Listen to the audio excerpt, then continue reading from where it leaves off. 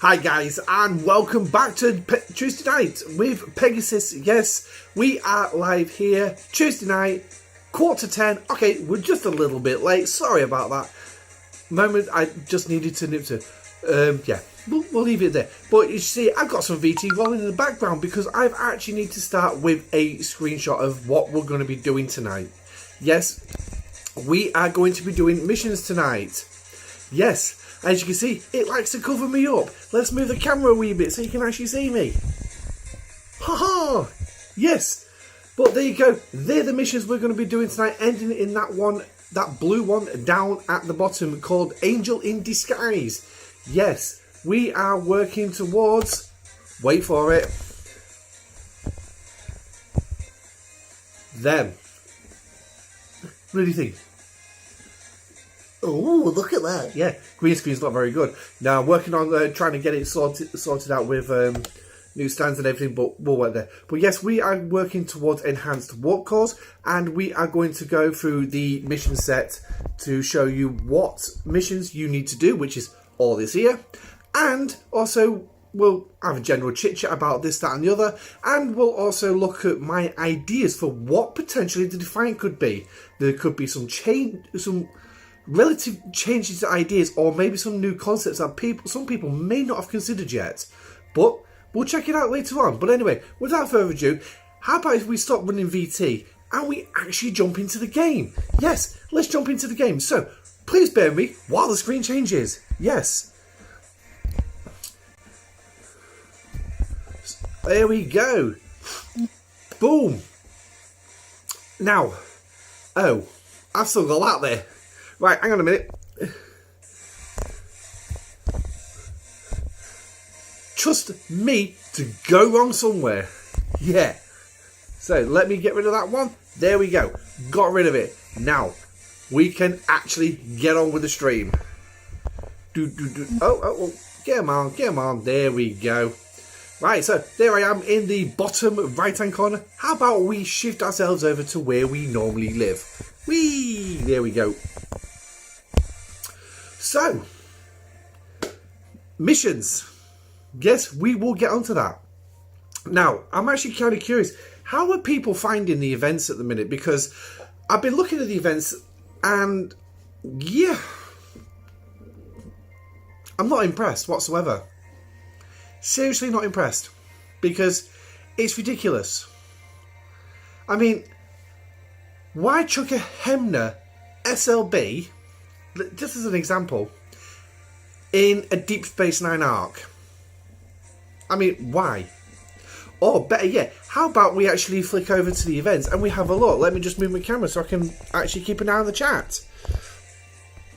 So yeah, so if you are watching, please obviously feel free to drop a message in the chat.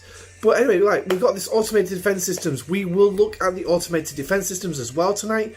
For those of you who did watch Rev Juice's live stream on, it was it Sunday they did it? Yeah, I think it was Sunday they did it. And unfortunately, I don't have the necessary reputation, nor do I have the money or anything to get these defenses. But I will tell you this: they are incredibly,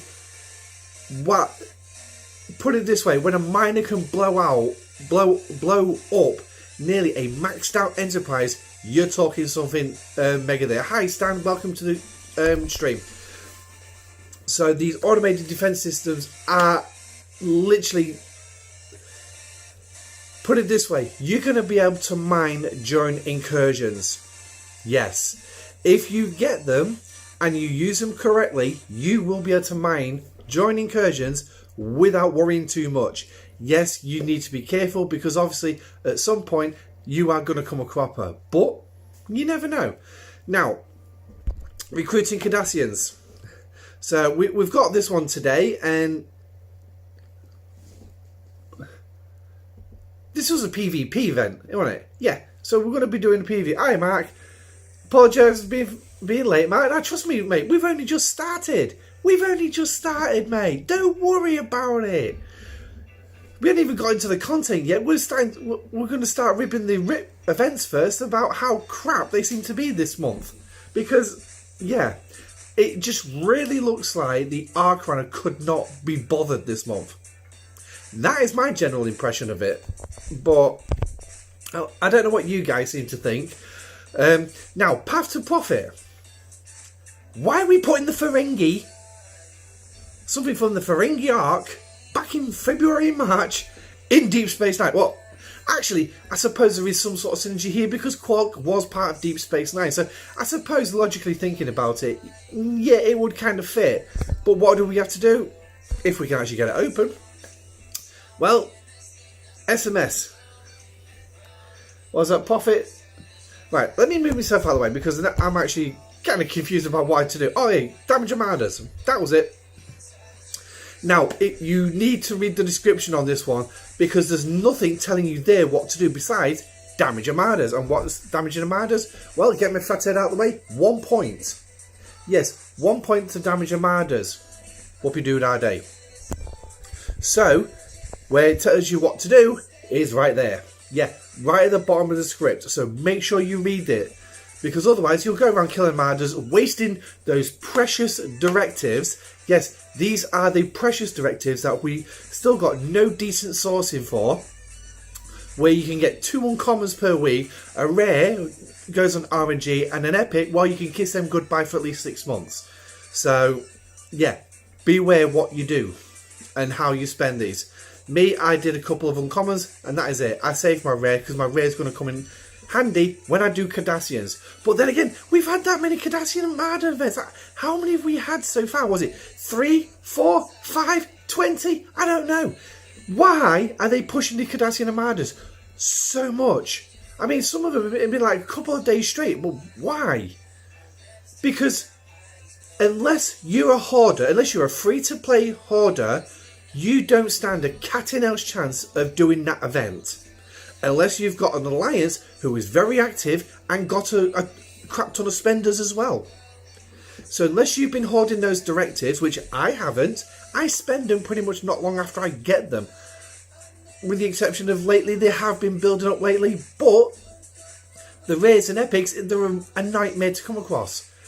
But they've been putting that many armadas in so far, it's like, well, we had like a string of Armada events and we all got sick and tired of those events, if I remember correctly.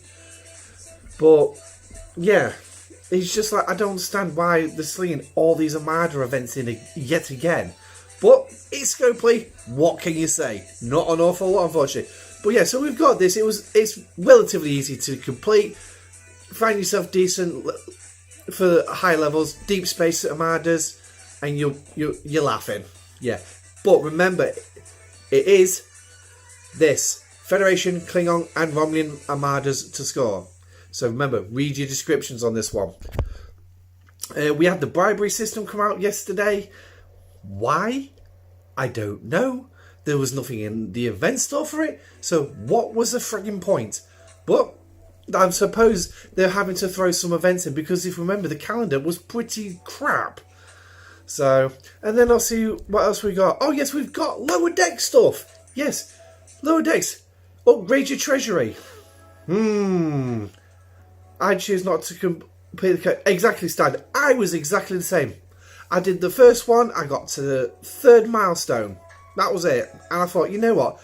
This is bloody ridiculous. 120 points to kill any uncommon Cardassian Armada. 120 points, and I needed like, what was it, about 5,500 points I needed at Ops 41?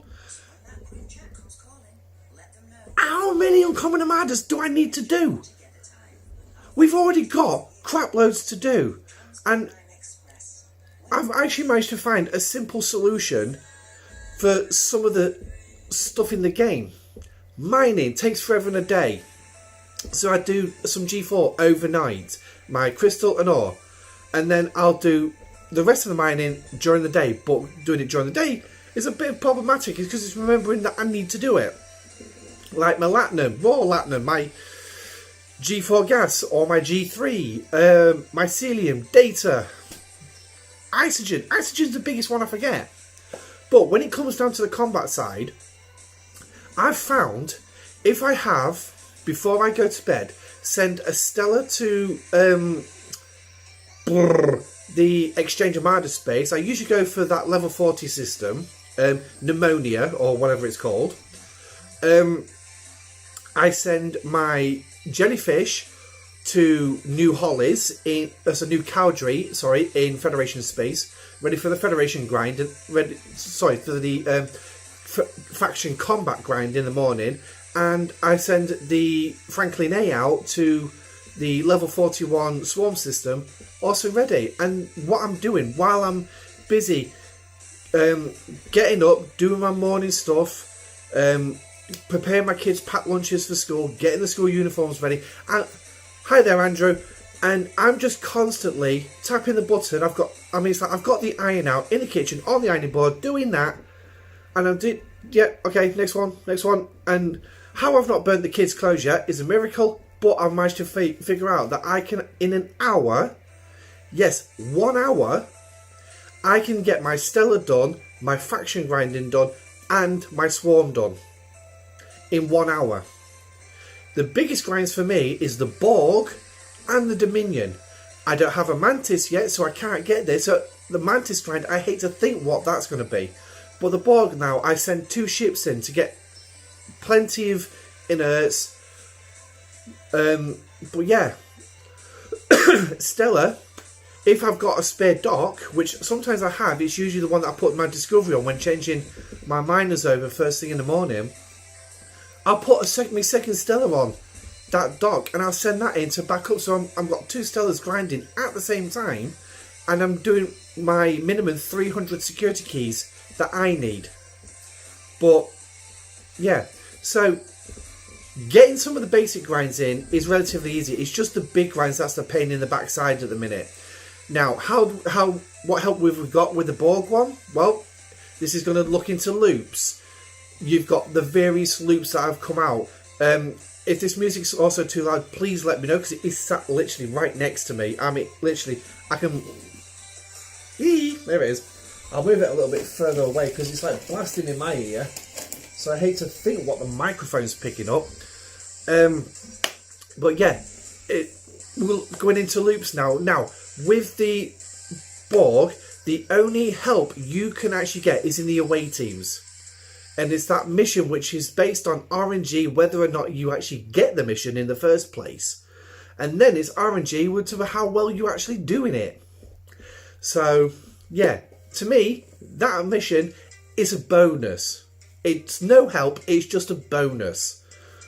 Whereas the Stellar Grind, now we've got at least 2 additional paths to assist with it. We've got the research in the Starbases, 3 levels of it, the uncommon, the rares and the epics at varying points along the tree, which is going to help increase the amount of loot you get off the armadas. Remember that loot you can convert into the uranium that you're going to need to upgrade your Stella. To upgrade your Stella, to get it maxed out, to get it scrapped, to let me think, to scrap it, to get the particles, to do the research, to improve your Stella, to go after the armadas, to get the loot, to upgrade get the uranium, to upgrade your Stella. You get the point. I mean, I literally was walking home off the school run this morning, and I was just going through my head how many different loops we have in the game,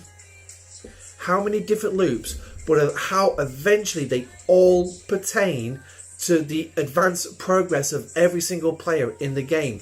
It's like your Stellar Research, you've got things for your base defenses, you've got things for the Botany Bay, you've got things to help with the uranium grind for if you wanted to do the hijack ships for the Botany Bay. You've got efficiencies for your buildings and research, you've got stuff for your to help with armadas, you've got stuff to help with your Stellar. Efficiency with components for your ships. So 7 different things that just that one research tree actually helps with, and they all expand out into further the game. And the best way I figured to get your head around about how all this works together, the Borg. Think of a Borg cube. How many sub-units, 7 of 9 tertiary adjunct of Unimatrix 01. So how many different little Unimatrix are working on their own little problem to benefit the cube in the long run? I would stop the argument at your level. Why would you say that, Joseph? And hi, welcome to the stream. You do the Borg once a month as well. Yeah. What kind of a grind is that for you, mate? Because, I mean, for me, I need 655 inner nanoprobes per day. Yes, I do the double chest pull because I obviously want to go for the extra things. Well, let's just jump into that refinery. So I apologise for the hand going over the camera. But if we go down to Borg Tech, so what I do is I do double pulls on these. And then obviously that allows me to get the independent credits. It allows me to get the Romnian credits. And it also allows me to get the Romnian reputation, which helps with my Romnian grind. So here you've got two loops straight out. So 3 loops. Independent credits, Romnian credits you're going to need to spend on your ships and other stuff in the Romnian store. Romnian reputation, to improve your Romnian reputation. The argument is only the officers and isn't worth the time of mining. Now, I actually disagree with you on that one. Because, and here's why, right? Let's do factions. So if we go into the augment, right? So you're doing your data and you're mining your data so you can cache your data. Let me just move myself across. So you can cache your data in for the augment credits. Alright? I don't bother with the chests. I literally don't even bother with the chests. That's what I go for. That's what I do every single day. It's only 75, but eventually they're going to build up over the next 60 years. So maybe I'll eventually max out my Khan. But, so I rely on the Borg away missions to get the active nanoprobes. Only do single pulls on the charge. Never have to pull my Vidar out of storage. Nice. And I do the single pull and pull independent credits and one fact. Yeah, cool. Yeah, with pulling your Vidar out of storage, that's pretty good. I use mine for OPC and everything. I've got 2 maxed out Vidars because, and I'm not going to be afraid to air this on stream. I'm expecting at some point Scopley to actually do a Vidar A. Bearing in mind, we have the Voyager arc to come up. What was the predominance in the Voyager arc? Borg. Seasons, let me just get this right. Seasons 4, 5, 6 and 7. Borg. So, they could potentially do that. Also, Mind Data helps with Eclipse directives. Yes, it does. And that card, and welcome to the stream. And that's the other reason, that's the other thing I use my data mining for. In going into Rogue and move myself over there. And it's this one here. 55,000 plus the 71,000. All I need is 121,000 per day. That is it. Unless they come out with an OP skin for the future Voyager ship.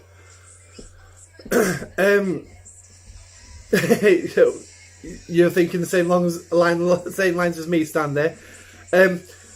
A OP skin for a future Voyager ship. No, I kind of have to agree with you on a certain point.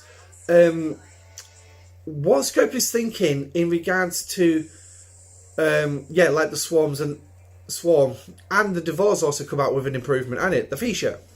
Well, not much of an improvement. Still pretty much a one-trick pony, innit?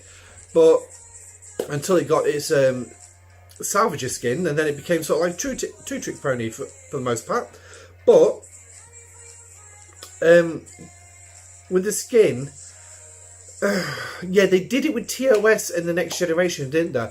But then they brought the Galaxy class out and the D-Deredex from the Next Generation as G6 ships. G5 ships. So I would highly suspect that a Voyager ship would potentially be a G6 ship, given its technological level from the Enterprise D, well, the Galaxy class, in comparison to the Intrepid class of the mid-late 24th century. So I would suspect Voyager would be a G6 ship. Just speculation. I'm most likely bloody wrong. But it'll be interesting point if I could use for a possible species 8472.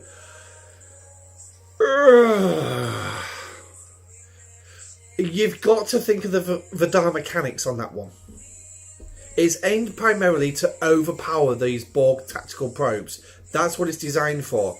Going to go on species 8472, if you remember correctly, species 8472 was a race that used like living ships. They used life forms, for lack of a better term, life forms as ships. So they were biological based, and the Borg couldn't defeat them because the Borg just couldn't assimilate them, so they couldn't understand them. It took actually Voyager to help them and figure out, right, well, yeah, we need to improve your nanoprobes just to get through their thick hides. So, but there's a potential to use the Vidar for 8472, but I wouldn't really suspect they would go down that line. For me, max out my outlaw tree, I just need 4.1 million for 9 more scraps. And that's Ops 41. That's brilliant, Joseph. I mean, you've really gone to town on that outlaw tree, haven't you? I mean, I could only dream of that at the minute, but that's my own fault because I don't do the armadas very often.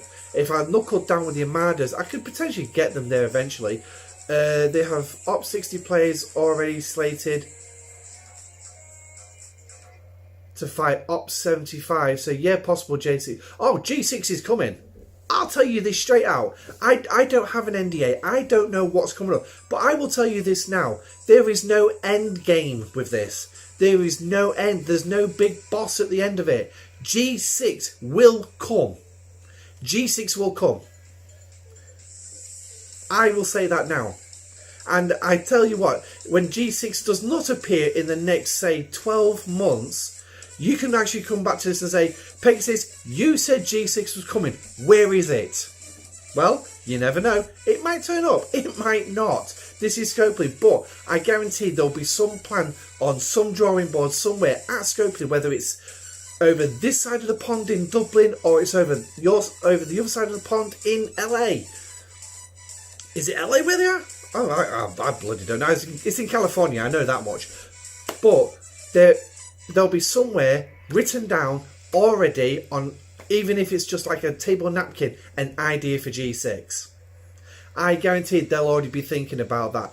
The Vidar's also a good pirate ship because of this large protective cargo space. I'm not bothered about protected cargo when it comes to the Vidar. I think with the maximum cargo space crew that I can put on it, which is 2 of 10 as captain, 2 of 11, 4 of 11, Ston and Lalon below deck, I can get literally 899,000 cargo hold, which is actually pretty impressive. The problem is with that is finding that much OPC on server 134. It's not very easy because a lot of the players are pretty good when it comes to OPC. So I think my M score is only 56 at Ops 38. Do not worry about that, Andrew. Yes, your M score is going to be what really does help you with your Stellar. The higher it is, the better it is. But at Ops 38, being a 56, that's not too bad, mate. Do not worry too much about it. Obviously, yes, ideally, if you can work on it and try and get it higher, I would highly recommend that you do get it to above, if there's a possibility, above 70 before you hit G4. I would recommend at least M70 before G4. I still say they have to cut costs when they do, or everything for G1 to 5, at least half or 2/3 to make G6 even possible. Yes, right. Now, I will tell you now, a free-to-play player is not going to get very far in G5. Because I've heard, and I'm not sure how true this is, but there is a point at Ops 53 that you're going to need some rare G5, which your refinery does not give. The events do not give. So I've heard apparently you actually need to go out and buy a pack with G5 rare in it. Just to advance. Now, how true that is, I'm not 100% sure, but I'm sure it was mentioned on one of the streams of one of the content creators. But that may eventually get lifted when G6 comes around. But when it comes to the G5s 1, 2 and 3, they are looking at trying to do away with them as much as they can. Obviously, they still need to be in place for new players coming in so they can go through those loops. But the one thing is, when those new players come in, they're going to get through them a hell of a lot faster than us veteran players. Whereas we had to sit down and we had to grind our way through it. New players, they pretty much flying through it. Because what Scopley want is they want players now to come and access the new players. Look at the recent ship, the Mantis. That was a level 33 ship. You've got the Cerritos at 35. You've got the Fisher at 35. Sorry, the Cerritos at 36, sorry. So they are pushing now. The new Bajoran faction store is level 35 and up, predominantly aimed at level 40 plus players. But level 35 can actually buy themselves into it. That mechanic was put in. So that tells me that there is a baseline now that Scopley are now aiming at, which is level 35. Scopley is running out of shows to get new arcs. Yes and no on that one card, because look at the storylines that they've done so far. Next Generation, I did not recognise that storyline whatsoever. Discovery, I did not recognise that storyline at all. TOS, current Deep Space Nine arc, I don't recognise the story arc. Strange New Worlds, again, I did not recognise the story arc. They can make stories up. Hence the reason why we have this whole spy thing with DS9. They've made it up. They've literally made it up. So, I guarantee you, they will go back to things like TOS, the Next Generation, and do extra storylines. They'll throw in extra storylines for them. They look at Anthology. This year, we had Lower Decks Part 1, followed by Anthology Part 1. And Anthology Part 1 was Lower Decks Part 2 partly, but it was also TOS and TNG. So they can always revisit the older series and create more content for it. So, yeah, I mean, out of the Next Generation, you could potentially get, say, I don't know, the Excelsior class was featured quite a lot of times. You had the Fearless, the Cairo, the Crazy Horse, oh freaking heck, the Hood. So you had several ships where you could, I mean, what's my screen going dark for? I don't know. But so they could potentially do an arc where they're bringing that in. You've got the movies to go through as well. So, do not worry. They may be running out of shows, but there's plenty they can still do with these arcs. What they haven't figured out is they need to actually stop producing new content for a month or two. That's the bit they need to figure out. But the problem is how to do that without hitting Scopley's bottom line.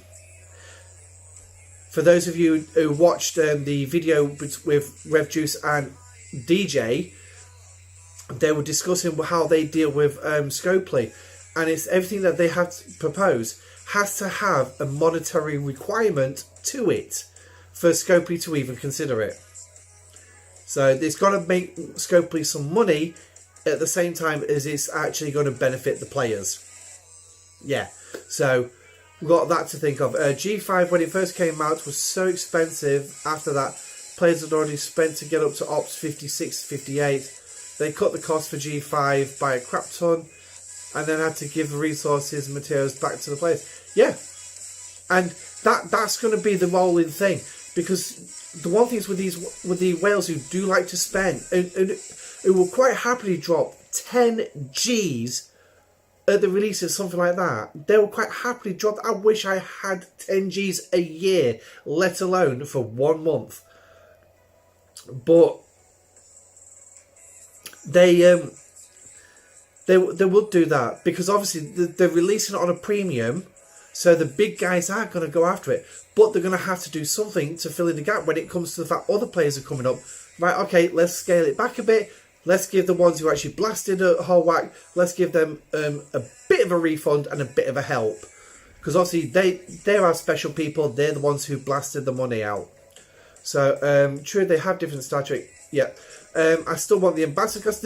Andrew, there's a chance the Ambassador class will eventually come in. I wouldn't expect it for another 5 years, but it will come in. I guarantee Scopley will find a way at some point, and this is me using a marble, that black ball of septic pegs, mysterious ball. And for anyone who does remember Mystic Meg from the National Lottery, and was it Brian Connolly's version, Septic Peg? Yes, so we're looking into their ball of the future. So I should see it coming in eventually. Maybe one in Flash Passes. Yeah, at the minute it's just officers in there at the minute as far as I'm aware. They could do a Riemann TNG storyline.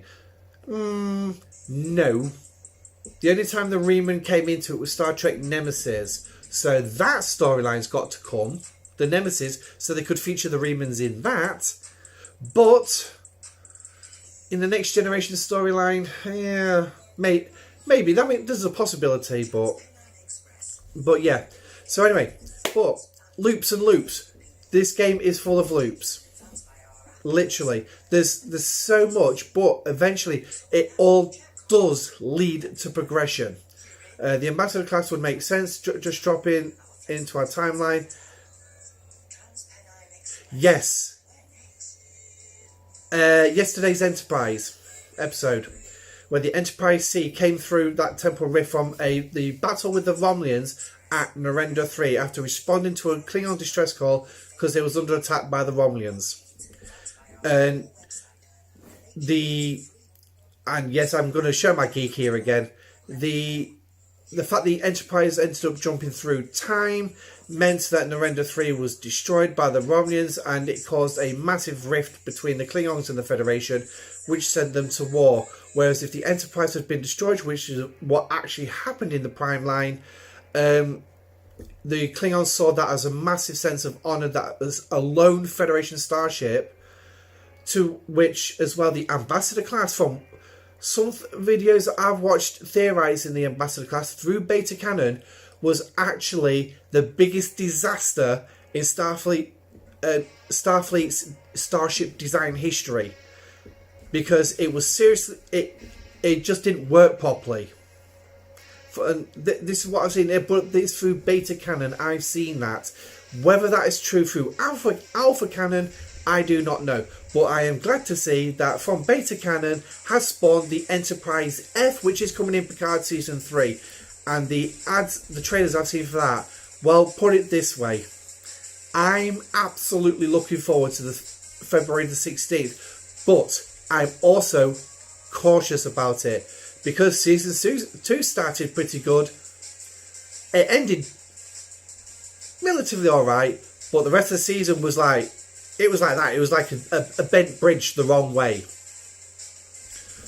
But Season 3 looks like it's going to be a hell of a season with the return of Moriarty. I'd like to know how they're going to do that.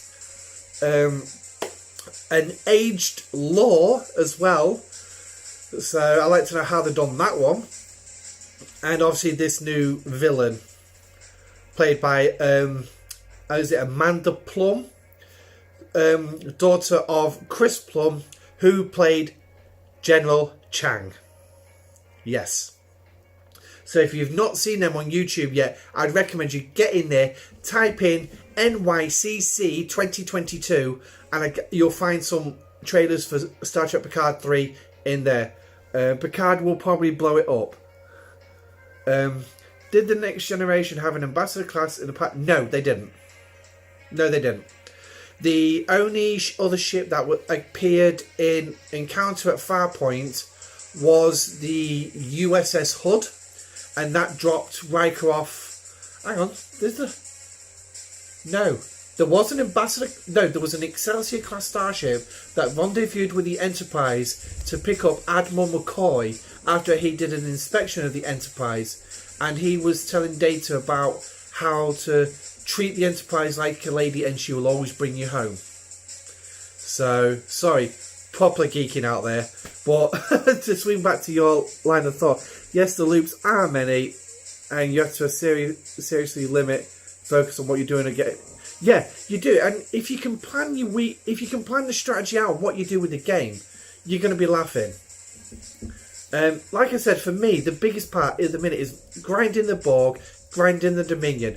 I'm dreading adding the Mantis to that, but the rest of it I can pretty much do. It's just the mining that gets round to it that gets a bit boring.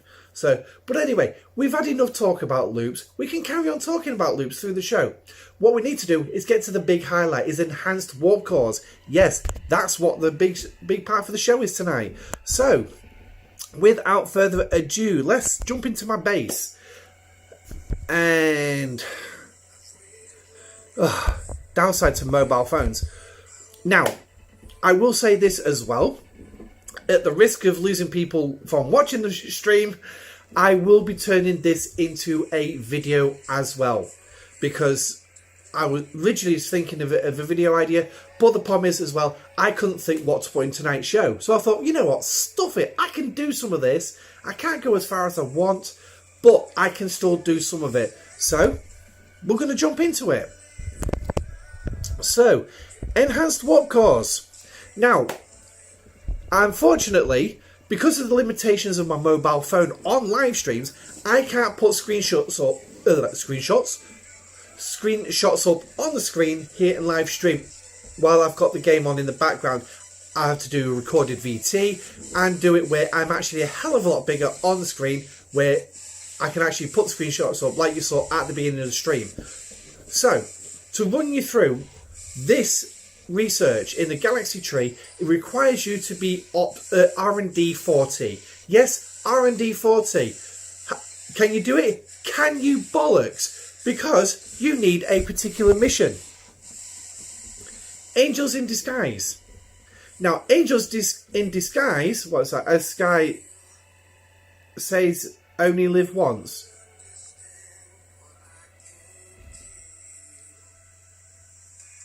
Okay, Mike, you've lost me with that one.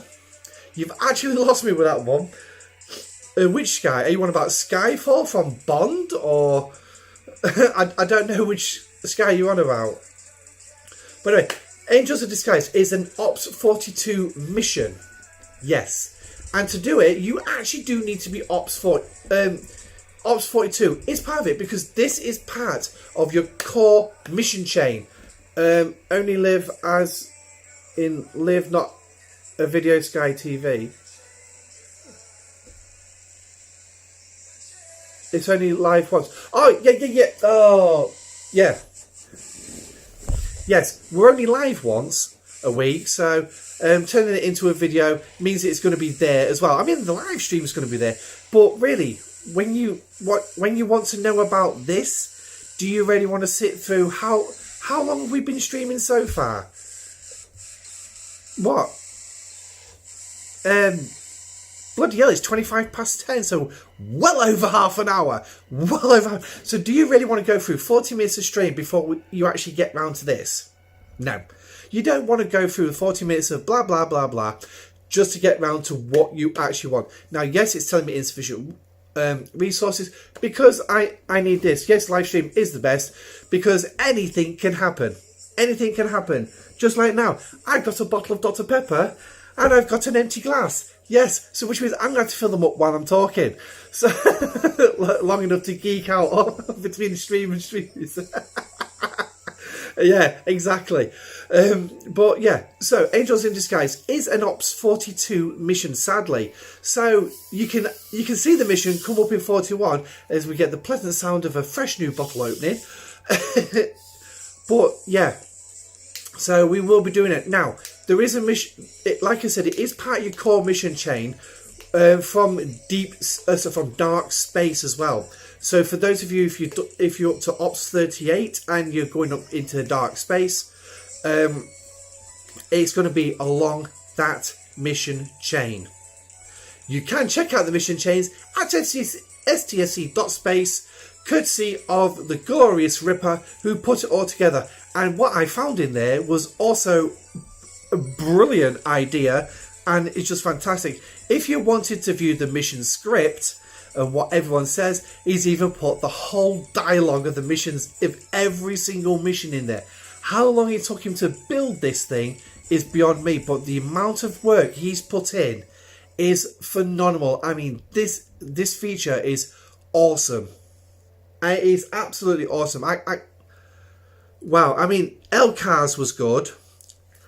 The Kelvin Memorial is good. But when it comes down to you wanting extra details, which is relatively easy to find, and even details you never even thought of, it's there. So, yeah. So, I recommend you do, if you've got a chance, obviously, save it. Save the link to your phone, to your computer, however you do the game. Save it. And if you need to know something, click on it, follow it. It's all there. Go check it out. Use it. And that's if you don't. If you do, then cracking. So give a thumbs up for Ripper on that one. But yeah, it is a fantastic piece, and that's where I pulled all my screenshots. So now the screenshots will appear in the videos. Because I was wondering how to do it. Do I do it as a multi-parter, where it's like to be continued, or do I just do it as one big long video, which could potentially be a long video?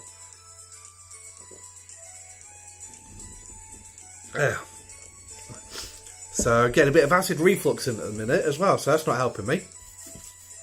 But yeah, so you need to do Angel Disguise. So eventually we will get to Angel Disguise tonight, providing my son doesn't wake up. If he wakes up, unfortunately the stream will have to end because I'll need to get back to sleep, and it takes around half an hour to get that done.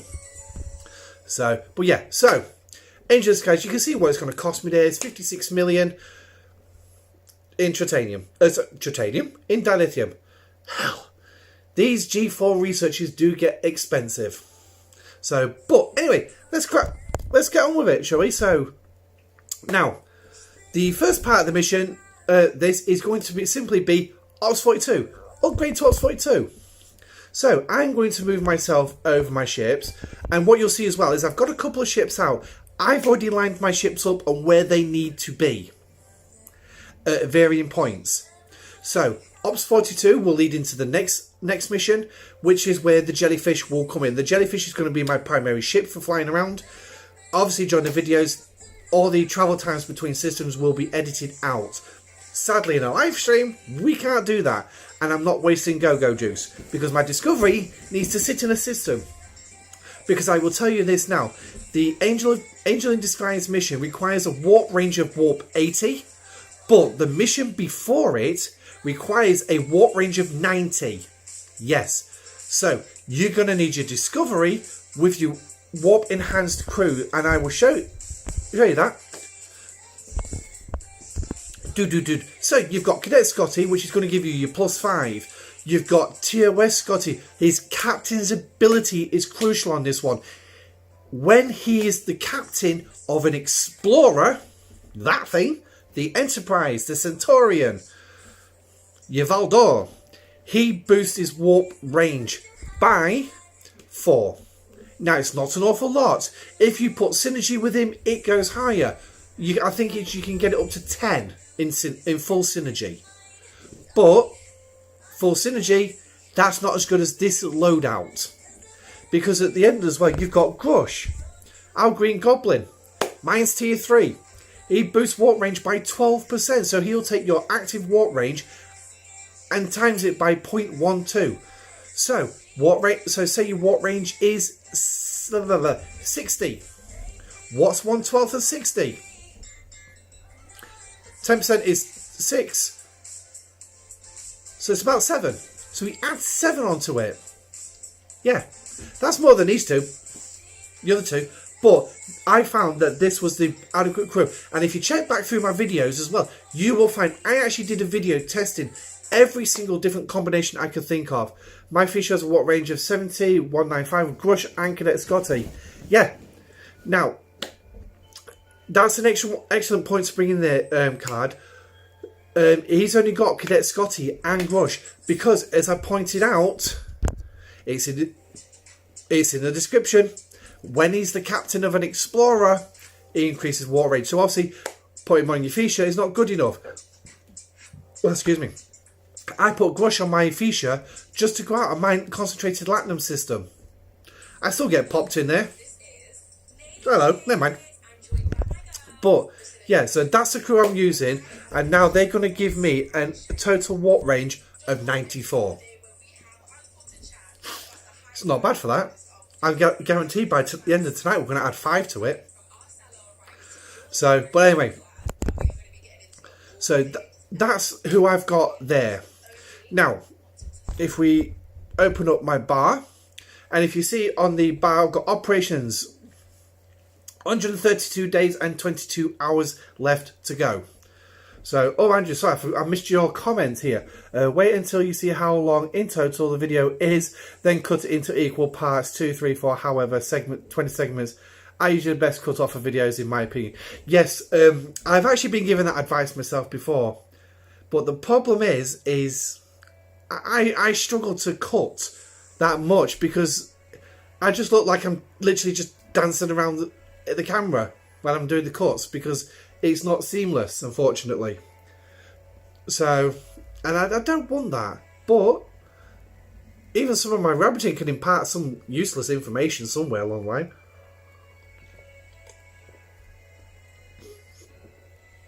So, let's get it on. I've got more than enough platinum, but I've also got a load of these. Yes, speed ups.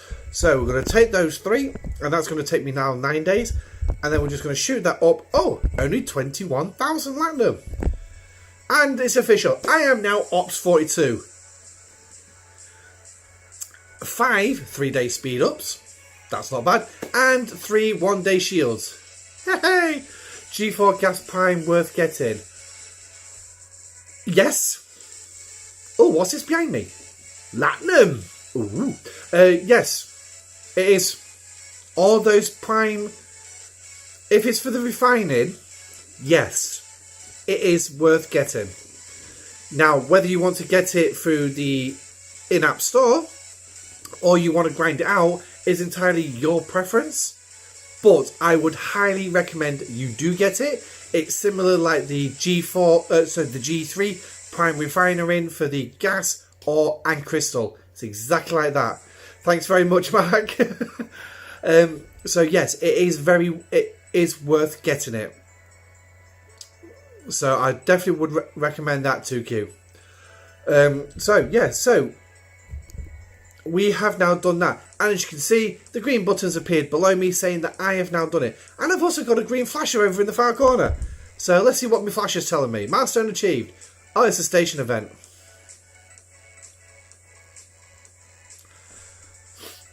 Yay.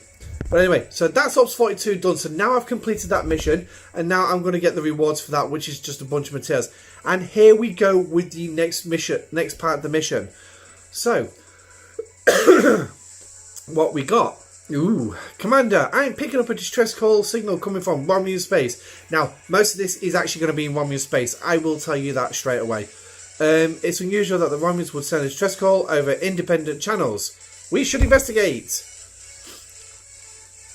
And it starts in Tulane. Now, Tulane is part of the little batch which will give you some concentrated latinum nodes. It'll give you G4 ore nodes as well. And I think there's a dilithium system in there as well. So, now I can click go, and I guarantee I'm going to go straight to the system because I have the jellyfish already in the system. It is a G4 node system. Woohoo! So, right, let's move that up there, and we're going to get that out of the way because I'm not sticking anything else in to do just yet. So, now I fly across. We've got a miner flying through the system. I should really get my miners sorted out as well to send out there for mining.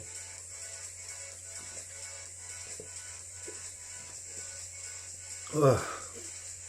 The downside to this is how long it takes to get through the system. But it is a jellyfish. I mean, the jellyfish is only as fast as a battleship. So, here we go. Hey, independent vessel, do you read me? This is PWB Collector. PWB? What the hell does PWB mean? But they require some assistance. So, how can we help them? We're transporting refugees. We came under attack from Klingons. They hit our fuel supply. Without it, we're stuck. We need you to get these refugees out of here.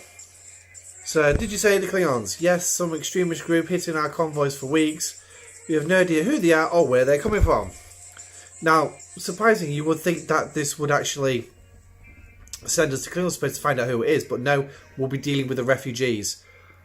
So, get the refugees deeper into Romulan space so the Vulcans dare not go.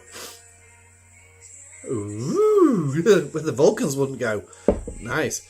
Right, so what we're going to do is we're going to click on that. That's the mission.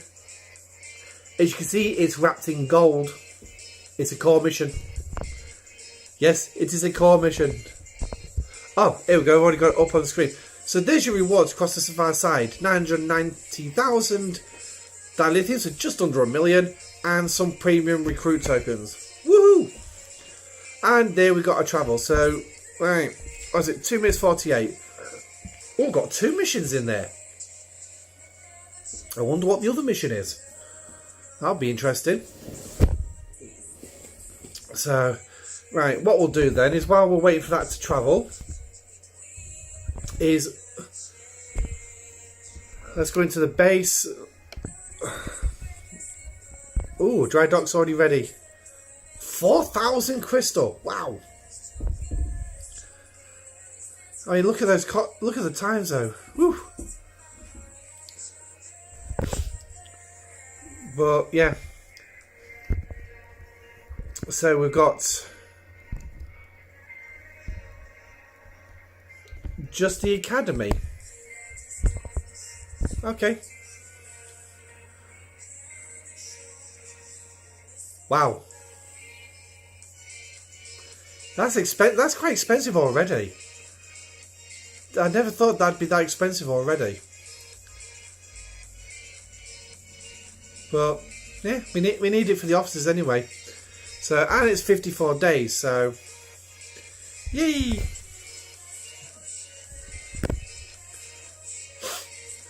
Well, at least it gives me this.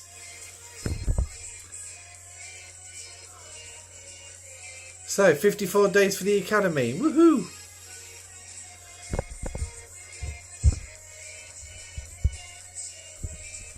So, I think this comes the boring part of the stream now, where it's just the travelling between things. We all love how travelling. But like I said, I'd end up burning a lot of go-go juice on this, to the point I'd probably run out before I'd actually got it completed. So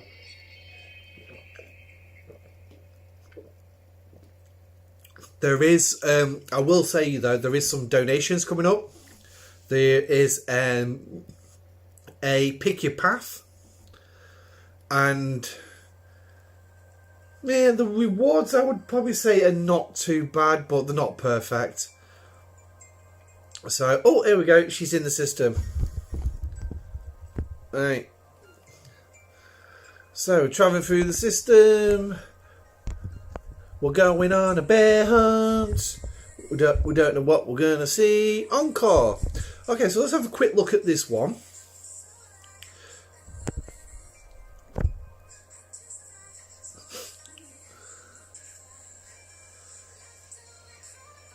I'm on things taking 10 days, let alone those time frames. God, oh mate, wait till you get into the G4 regions. Times are ridiculous, absolutely ridiculous. These forged documents look satisfactory. Okay. So that, oh, we completed that mission. Yay! I just realised that's a different mission. Yes, we're fine. I'll do it anyway because it's there for me to get done. So it's just one less step I've got to do. But this is the one we got. Thank you for saving us, Commander. Perhaps I can trust you with the information. Yes, give me information. Information is good. I shall assimilate your information. Right, now. Can't remember where we need to go next. Right, back to Romulus. Have I got a journey all the way there? I was like, 5 minutes. 5 minutes. I tell you what. You know what? No, I'm not gonna wait 5 minutes. No hell. No hell. Not wait 5 minutes on that. Bloody hell. What can I think to talk about for 5 bloody minutes? Maybe my ideas about the Defiance. Yeah. Still got a lot to discuss yet.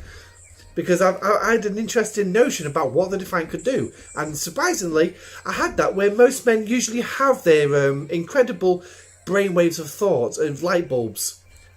So, you know where I'm on about. Thank you. I would have died. Yeah. Cold War.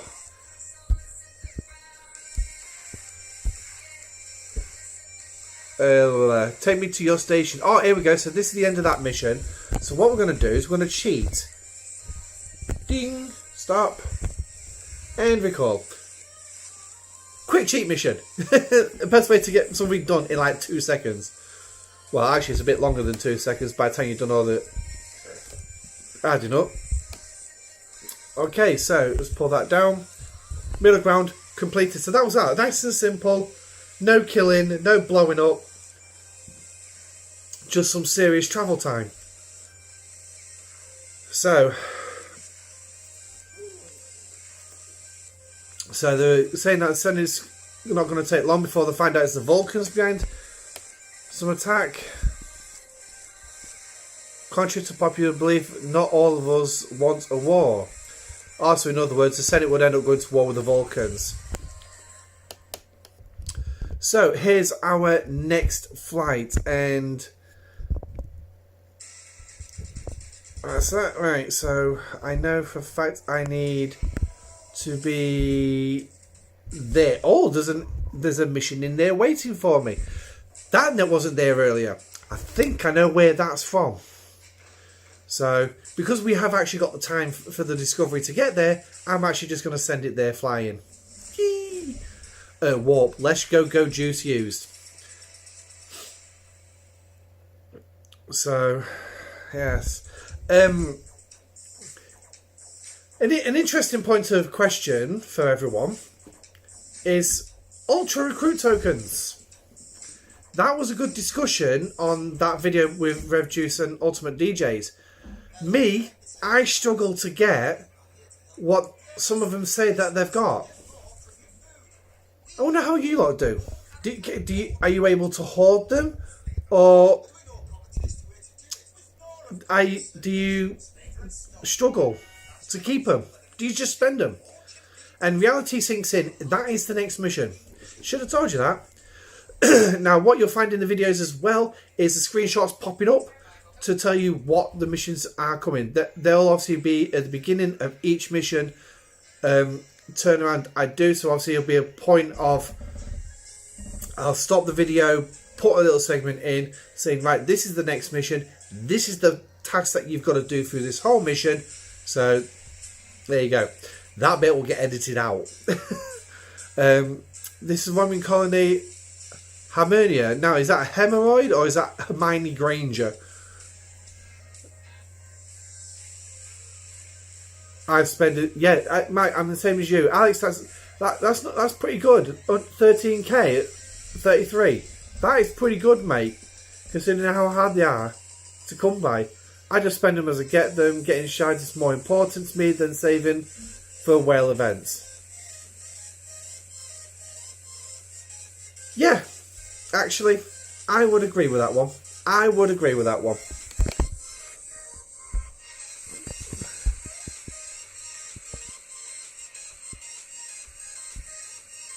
Okay, torpedoes in orbit. So... Oh.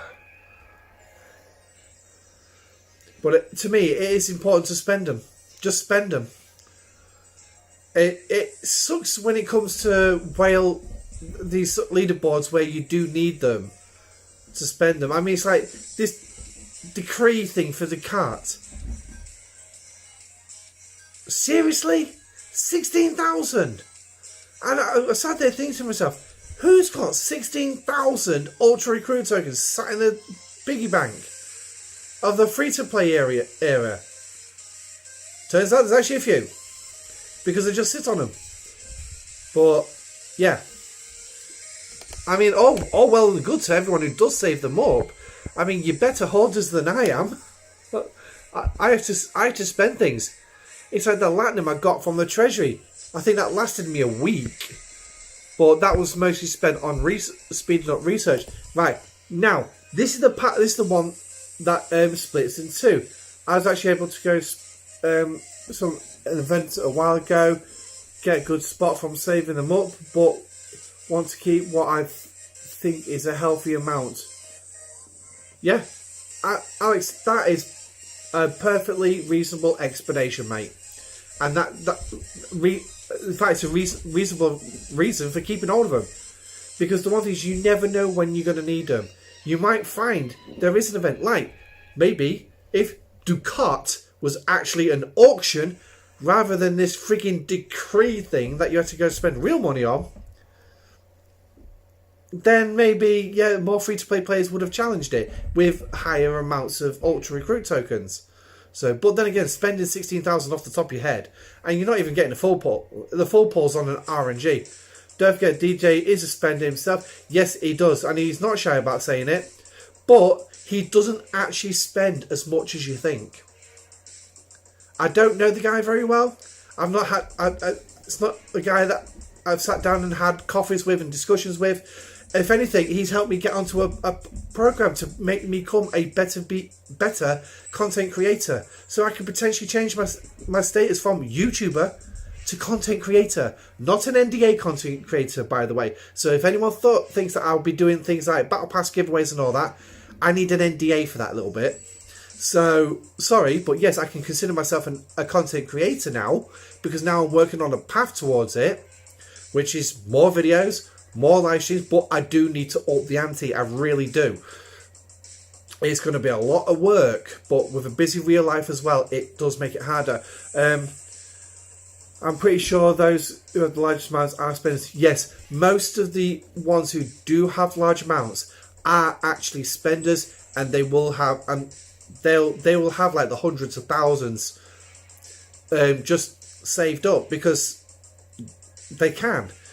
But there are some free-to-play players who do have, like Alex, level 33, and he's got 13k. He's obviously saved them up, and he's taken the time, and that is brilliant. So it is doable if you've got the mindset to be a hoarder for the game. Now, hopefully you're not a hoarder in real life. If you're a hoarder in real life, blooming hell, you've got some excellent training there on how to be a hoarder. But hoarding in this game can have its advantages, but it can also have its disadvantages. And I will say that. 75. Nice one, Mark. Nice one. That is lovely. I think I've got about 1,000 at the minute, so somewhere around there. I did plus more Ultra tokens to go because at one time they had events.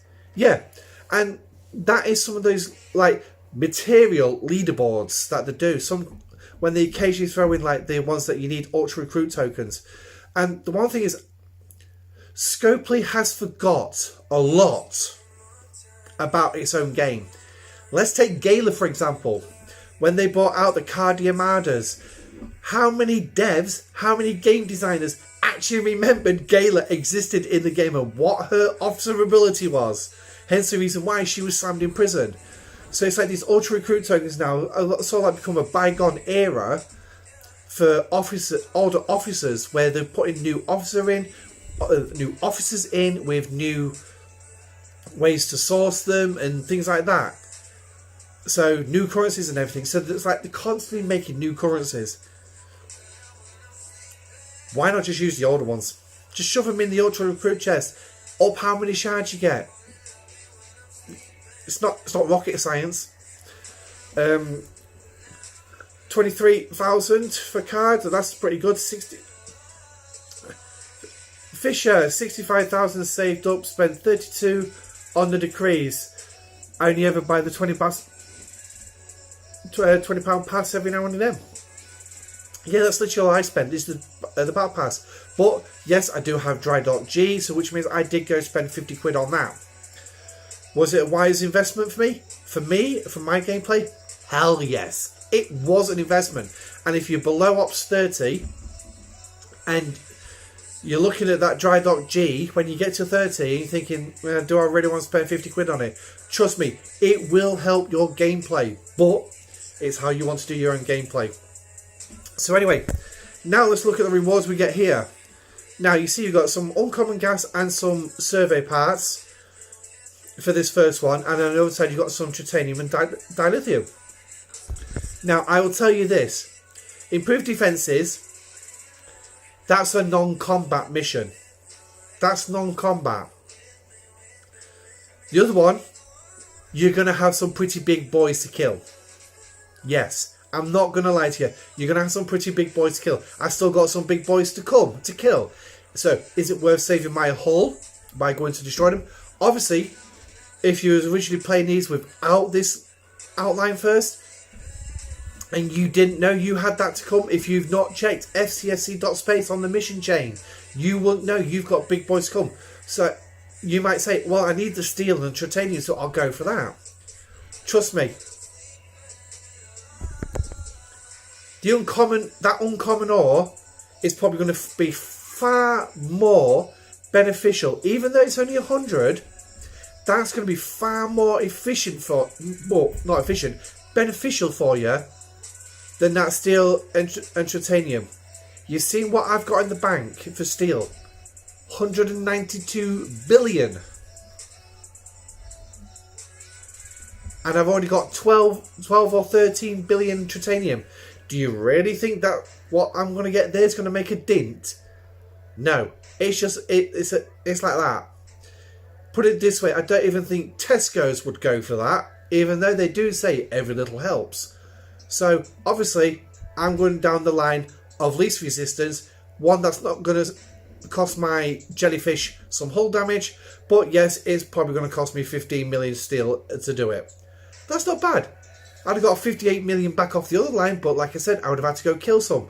And what the cost, the titanium that you were going to get in the other part won't even make for your repairs, mate. It will not make for your repairs. So I would definitely not recommend doing that one if you want quick and efficiency.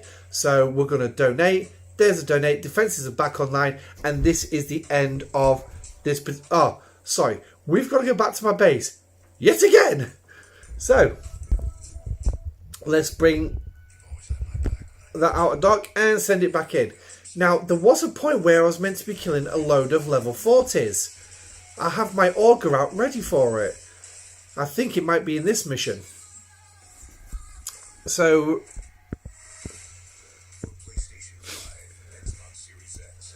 we're going on the next mission, which is reality sinks in. There it goes. So, right. Commander, I'm picking up a distress call. I think this might be the one.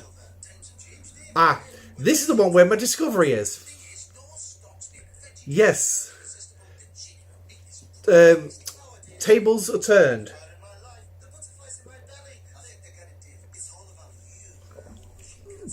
So, as you can see, it's a level 44 system, but this is a warp 90 system. This is where you need your discovery. Here we go, the tables turn. That's where we need to go. Whoa, hello, what? How's he getting out here? Oh! Oh! But I can tell you now, from the list that I read on STFC.space, I'm going to have a hostile to shoot in here, so it's best to have the discovery.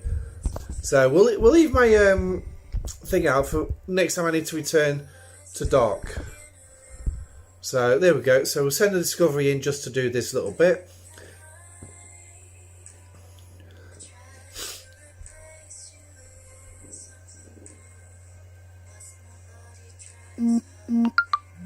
Oh, Red's released a new video. Let's have a look.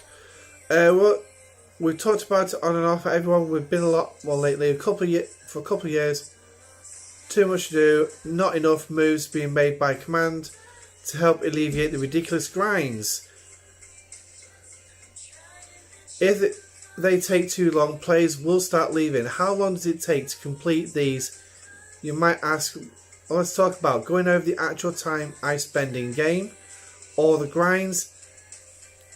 Yeah, I suppose there's an idea there. Sorry, Rev, I might just pinch that idea about how long it takes me. That'll be an interesting one. So, but like I said, I can spend an hour in the morning doing the minimal combat ones, the ones that don't require a lot of kills. It's when you get to like the Borg and the Dominion, that's where the grind is. Mining is an absolute nightmare. So, because it takes hours and hours and hours. But yeah, so the target's arrived. Here we go. So, this is your target. So, right. So, we need to bring in the jellyfish. Woohoo! And then we'll send the jellyfish to kill it. So I've got 2 more hostiles to come. I think. Is it 2 more hostiles? Something like that. But we're actually getting through these missions actually quite fast. We're getting through them faster than what we did the DS9 ones. Additional vessels incoming. The area, they're not responding to my hails. So that's more killing. Now you'll see this one has jumped up. The last one was 1.9 million. This one's 3 point more. And this is why, another reason why I will stress using STFC.space, clicking on the missions tab and check out the missions first. Find out what you're going up against, what you've got to kill, how strong it is. Have you got a ship that can deal with it? I got a question from a member of my alliance asking it for crew loadouts for 2 ships, a 1.8 million Saladin and a 1.6 million Gladius, going up against a 3.2 million Yellow Dart. I literally just said to him, don't even bother, mate. You don't stand a chance. Even with 2 ships, you do not stand a chance against a 3.2 million with a 1.8 and a 1.6.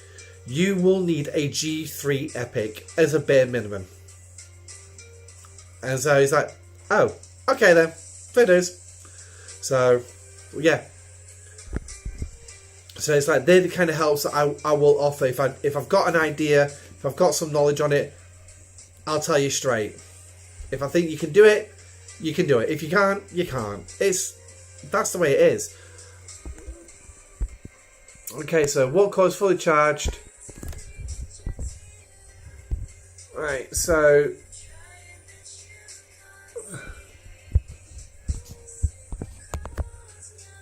oh right, okay, so let's have a quick look at one stone, shall we? I don't even know what I'm doing with this mission. The chairman's ship. Right, okay. So we need to go into here. Tables are turned. Escape ambush. Here we go. So now we need to go there. So now I need to send my discovery there to jump my jellyfish when I need it. So we can leave my jellyfish where it is for now, and we can use the discovery. And now I know for a fact I'm actually getting close to that Angels in Disguise mission. I'm actually now going to be using my discovery just to jump around. I've done the one warp 90 system I need. Technically, I can send the discovery home to put the efficiency crew on it. And I think I might actually do that. Because, well, actually, No, because I still need the Discovery to access the Warp 80 systems. So, right, there's the thing. We'll send the Discovery in. So Discovery is now going to be taking over the missions. I will just summon in the jellyfish as and when I need it. And I guarantee I am going to need it. And surprisingly, it's going to be this system. There you go. It's appeared. It's an interceptor. Your betrayal of New Vulcan must... Okay, so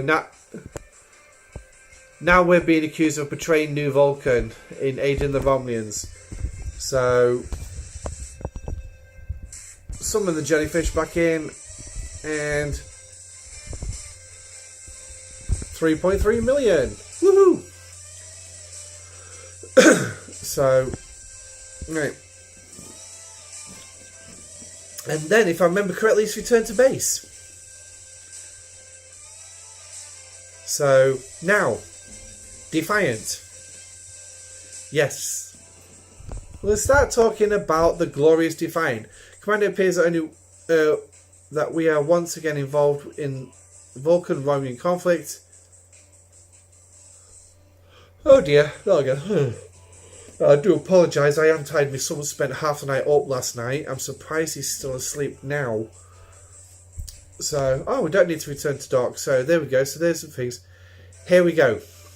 Angels in Disguise. Yes. The final part of this just to get that enhanced warp core.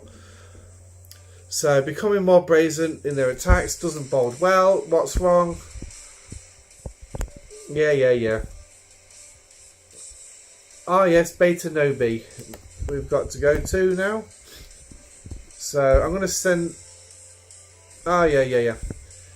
Forgot. Warp 480 system, so we need to send a Discovery in ahead of it. But yeah, so the Defiant. Now, I've actually been looking at the way that this arc has been introduced to us and the way it's been released to us. So let's look at it from this standpoint, right? First of all, we was given Cardassian armadas, right? Angels in Disguise. We were given Cardassian armadas. Now, the players figured out a solution. The content creators, Rev said it took him 5 seconds. Boom, there, Gala. That's how I'll do it. Word spread pretty fast using Gala. Gala was thrown in prison because it wasn't what Scopley wanted. They wanted you to use the Deep Space Nine crew to go after these armadas.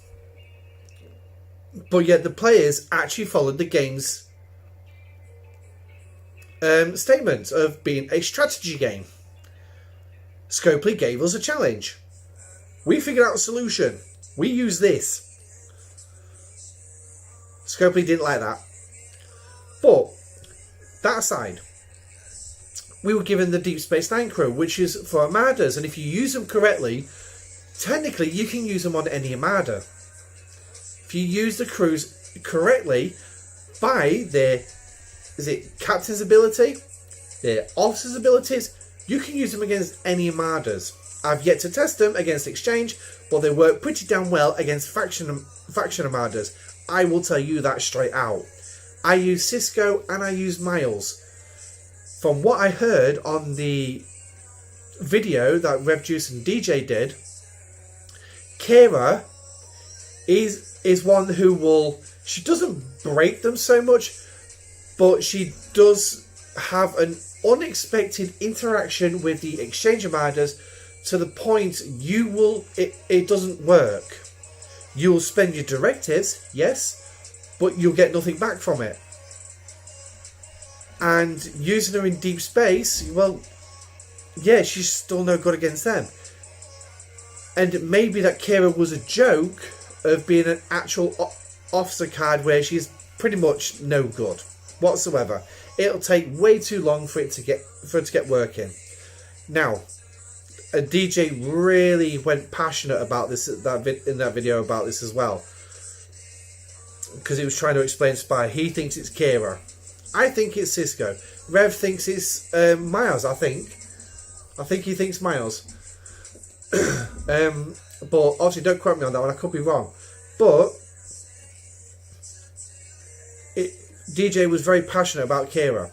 So I decided to take her off my seat, but breaks the exchange and takes the directives without it firing. The Italians contacted me on my server, asked me what was happening because 7 of them had tried multiple times. Yeah, she does, because what she does is she creates negative mitigation to the point the armadas literally don't fire and it goes further. So, and whether it was actually an intention of Scopley for this to happen or not, I do not know. But then again, it's Scopley, anything's possible. But, so we were given these armada crews, right? And now they work as well. They work pretty well in conjunction with 2 other ships, the ship they're on, plus 2 other ships, to do the Dominion armadas, which was introduced this month. So the first month we got a crew, an armada-based crew. The second month we've got armadas which they're actually fairly good at. They're not much cop against the Cardi armadas, I've noticed. You probably need quite a lot of them. You probably need like 3 or 4 of them to take on the bigger ones, or you need some bigger ships. Well, most likely bigger ships. But they work pretty damn well against the Dominion armadas. Now, my thought for the Defiant, could the Defiant be a Dominion solo armada ship? Well, attack ship. Now, remember what the reason the Defiant was brought into Deep Space Nine. The Defiant was supposed to be this little tough ship that was designed to fight the Borg. Well, she was shelved because the threat for the Borg diminished. After War 359, after about a year, it diminished. So they thought, well, we're not going to get attacked again. So it was shelved because it was overpowered and overgunned for a ship its size. Basically, it was a ship with teeth and it would just tear itself apart when tested at full power. But because of what happened to the USS Odyssey at the hands of the Jem'Hadar, Starfleet felt it was worth bringing it out of mothball, sending it to Deep Space Nine, and it proved very handy against the Jem'Hadar. So, I'm looking at the Defiant in one of 2 ways. Well, actually, you could say a single way. Anti-Jem'Hadar ship. So you can use it against the hostiles. So you can kill more of them with ease. And you can use it against the armadas. What is ship ability though? Yeah, I'm not quite got a nailing on that kind of an idea yet. But I'm going to think that if they do release the Defiance as a ship, not a skin, a ship, it'll be anti-Jem'Hadar. Now, let me know what you think about that one. Do you think that is an actual possibility? Put the Cisco crew on it against the solo armadas, and it'll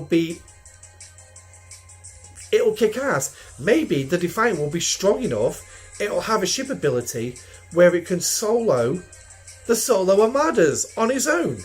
It won't need another 2 ship support. So no Enterprise, no Valdor, no Augur, no Jellyfish.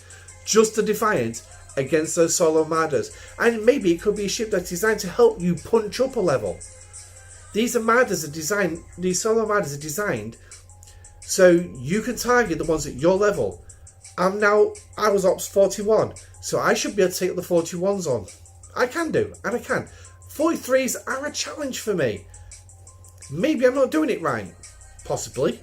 Maybe my ships are just not strong enough, even using Exacoms and the Cerritos. Very strong possibility. Maybe a Defiant could come in and actually pulse phases on the Defiant and was a small target at the same size as the Minion Fighter. Yeah, it was. It's a small, tough ship. When it finally got to fight the Borg in Star Trek First Contact, how much effect did it do against the Borg? Diddly bloody squat. Yeah, designed to fight the Borg and it barely did anything. The Enterprise came in and did far more damage. So, but that's what happens when you have a battleship. But yeah, so let me know what your thoughts are. do you think the Defiant could be brought in as an anti-solo armada warship? I think it could be. Or even just anti-Jem'Hadar. So, but anyway, let's crack on with the mission. So, right. So, by looks of it, we're going to have to go in. First rally point. Okay. What have I done here? I've got no idea. I think I clicked the description for the show and I've not actually done it correctly.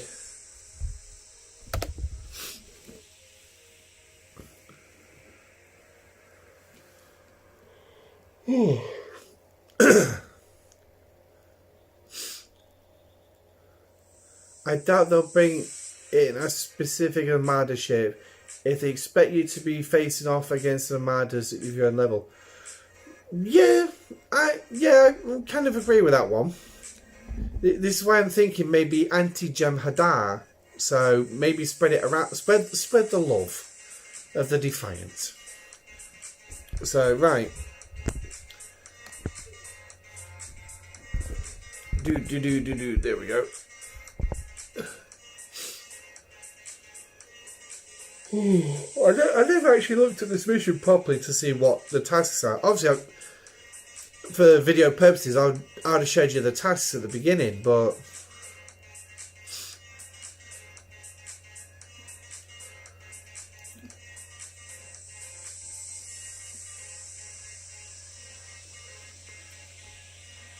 right, it looks like everyone's here, Commander.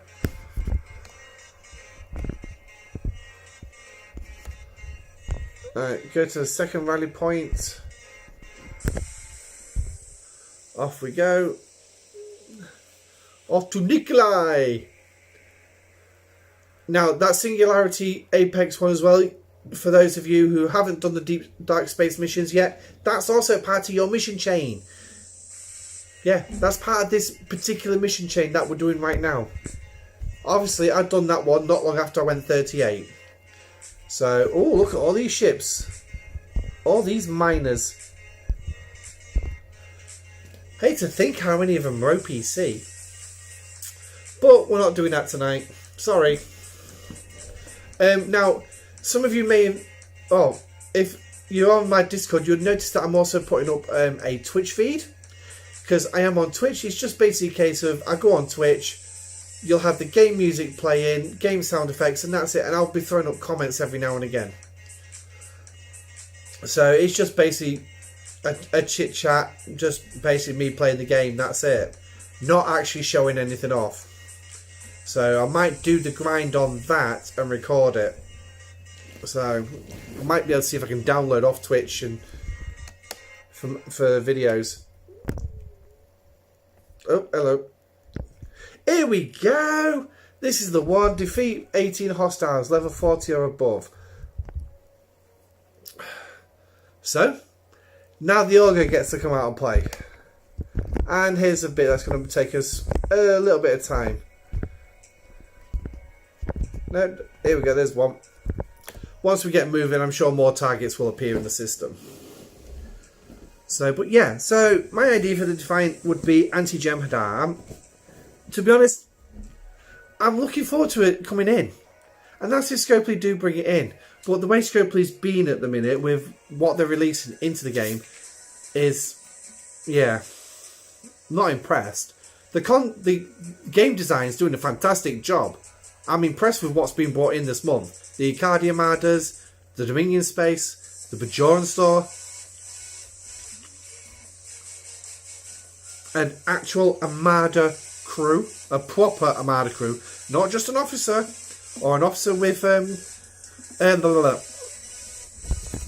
put myself down there.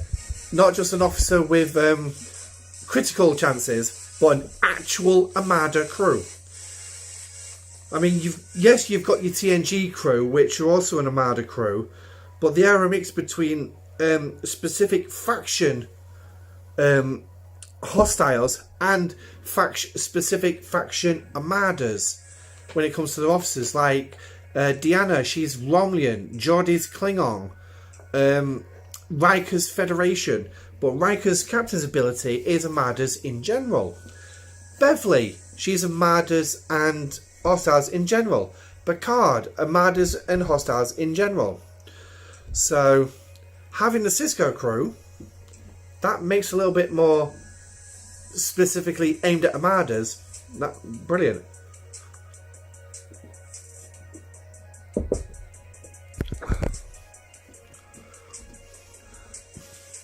I see a little counter here, keeping track of how many I've killed.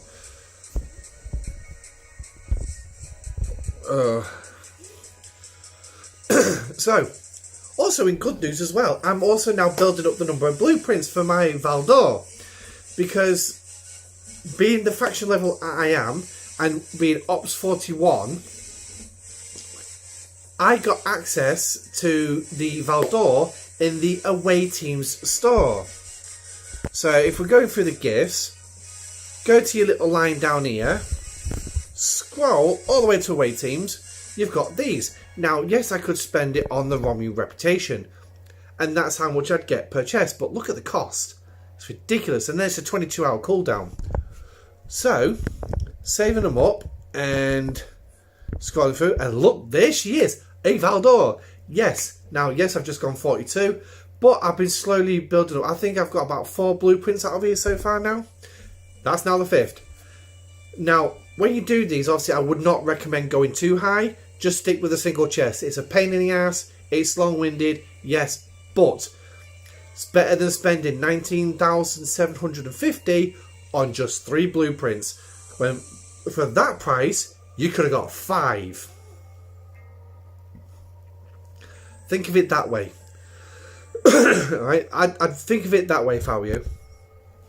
5 on a single, or 3 in one go.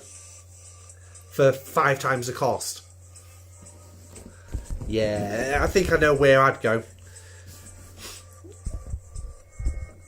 So I'm on my way to get the blueprints for my Valdor. I think by the time I've used up all those away team credits, I will have enough. Oh my god. Can't seem to click anything. Got 111.2 thousand Romulan credits already. Where is she? There she is. Look, I'm up to 32. I'm on my way. I'm on my way for my first G4 warship.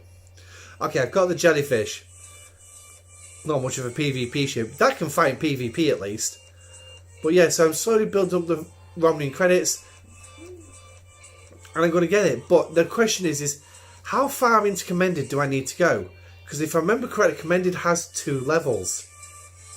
Is it the first level or is it going to be the second level? So, but I'll find that out when I get there. So, 1/3 of the way through this fight. Yay!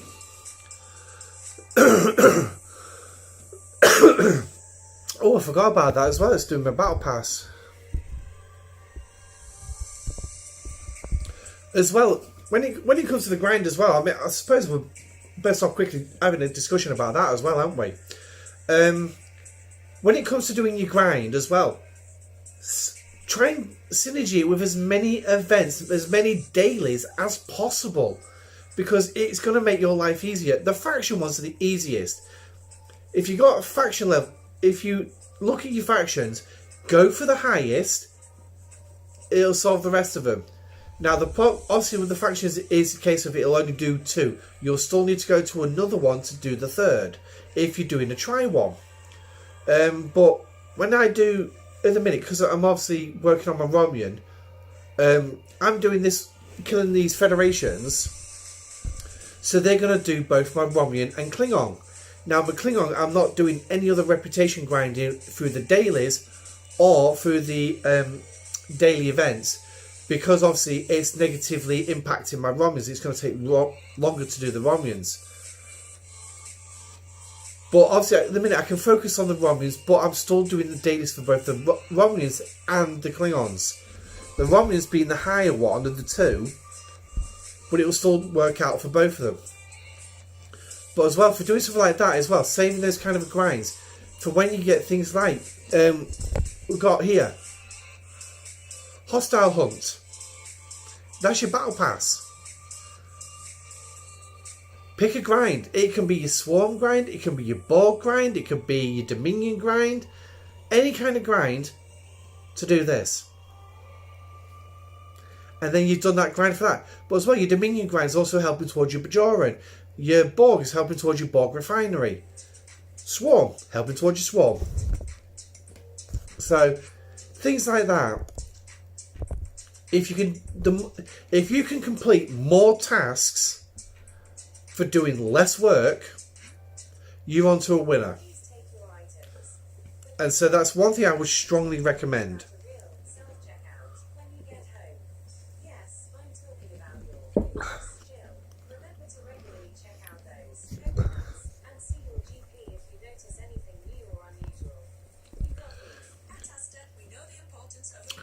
Go see your GP if you notice anything unusual. Yeah, in my case, they just refer you to A&E. It's like, oh well, we'll just go to A&E then. Or if you ring out of a certain time, like I've got about 2 hours in the morning. If I want to see the doctor, I've got to ring up within those 2 hours. Otherwise, it's, well, there's nothing we can do with you. We're full already. How the hell do you get full in 2 hours? Oh wait, so yeah, you've only got 2 doctors on. That's why you're full. I try to avoid the doctors like the plague. It's ridiculous. Trying to get an appointment. I mean, I'm not even at the same one as my family. The rest of my family is at one, and their doctors is literally down the road from us. It's like less than 5 minute walk. Mine's about a 50-minute bus ride away. I haven't moved to the one near us because the one near us I consider absolutely incompetent, but that's just my opinion. So, but my doctors, before the COVID lockdowns and everything, was pretty damn good. But then again, I used to live literally 30 seconds from that doctor's when before I got with my partner. So I could just ring them up and they can give me an appointment within 10 minutes. Say, yeah, I'll be there in 30 seconds, see ya. Put the phone down and say, yeah, I'm already on my way. So,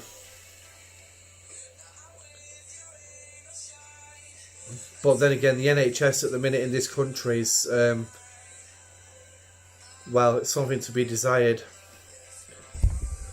But then again, I suppose it's in better condition than what our Prime Minister's in at the minute. So, the only problem is with this is the grind, and when you're flying around. Obviously, if you've got an interceptor, use your interceptors because they get around a bit faster. I know for a fact my Vidar would never kill all these. It's really late in the morning to see if you can get a beat. Yeah, it is. And especially when the receptionist is asking you, well, what's wrong? Well, I'm ringing the doctors because I don't quite know what's wrong. So why do you think I'm ringing? I want to see a doctor. And then they put you on to the triage nurse, who will ring you back at some point in the next 8, 9, 10 hours. So, yeah, if I knew what was wrong, I wouldn't be ringing the doctors. But then again, it's like, the receptionists are not even qualified, but yet they've got the reason they ask you is to put it on the system for the triage nurse to look at. Oh, he's got a sniffle. I'll send him to A&E. And hence the reason why our A&Es are so clogged at the minute.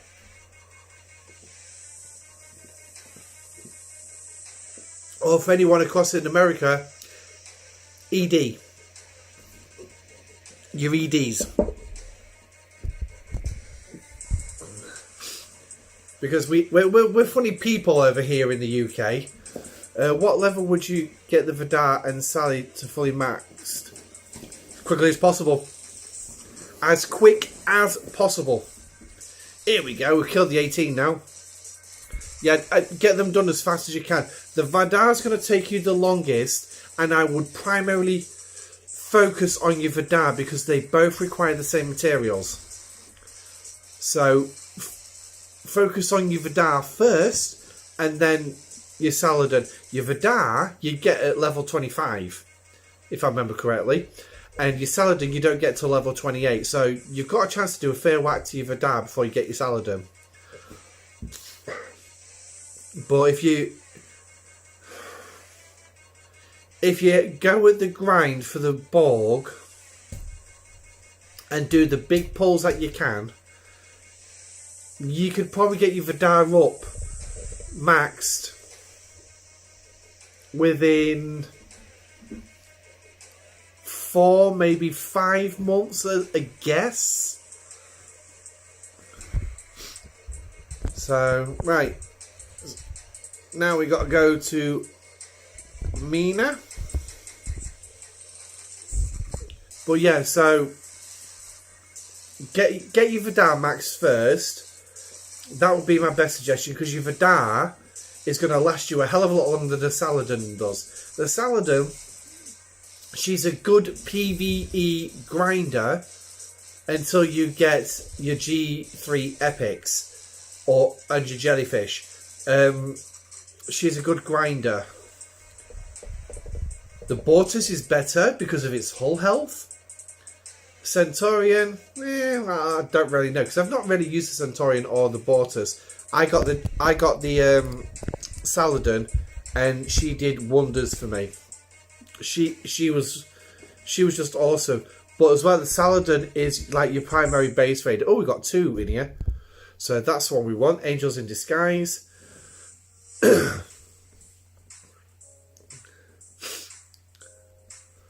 But yeah, I'd definitely recommend you Vidar first.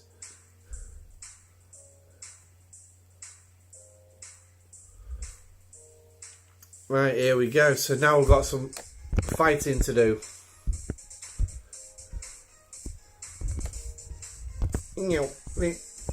Jellyfish, in you come. Go. And what mission is that? Unstoppable. Do.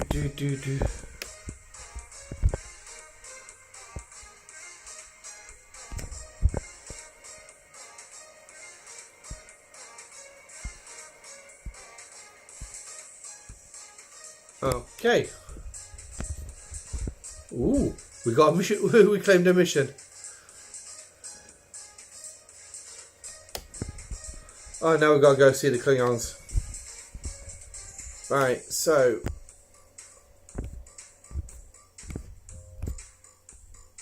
Oh my lordy. All these bloody different controls. Go to the first rally point.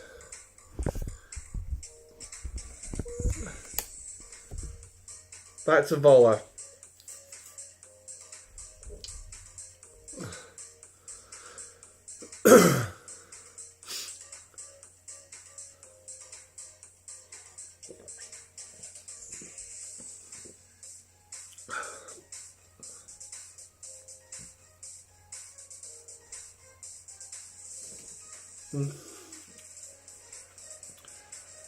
Oh, I'm certainly ready for bed.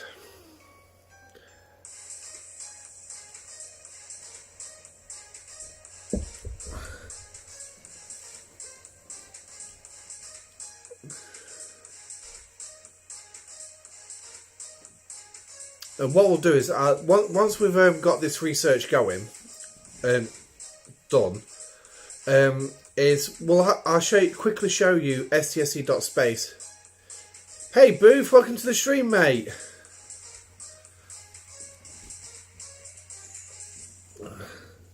Let's see what's up. We're just doing the mission chain. We've nearly finished it. We've had a quick discussion about the Vidar. We had some geeking out earlier about the next generation. Hey Alexis.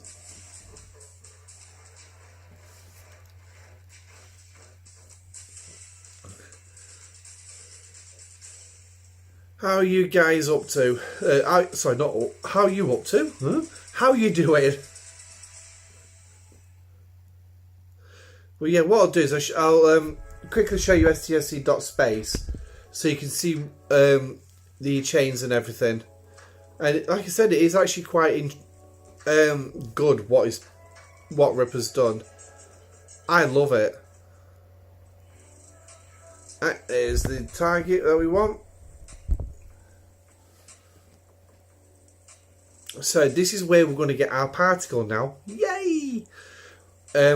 We'll only be able to do level 1 because I need a fair whack for the R&D. Alright, so what we got? Oh, 5%. Even the music's gonna cut out on me soon.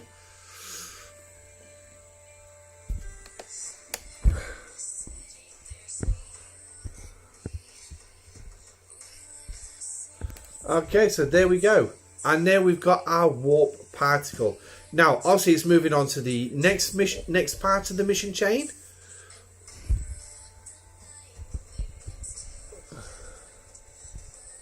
But we're going to leave that there. So that next mission is called Due Process. So, not a little bad little payout there. It's 1,000 recruit tokens. So, but what we're going to do now is we're going to open that up. Which research we got? I got a question. Actually, how does level 33 end up doing 2 level 40 missions? No problem like what?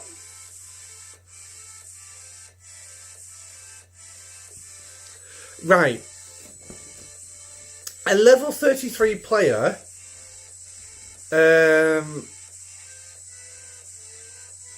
yeah.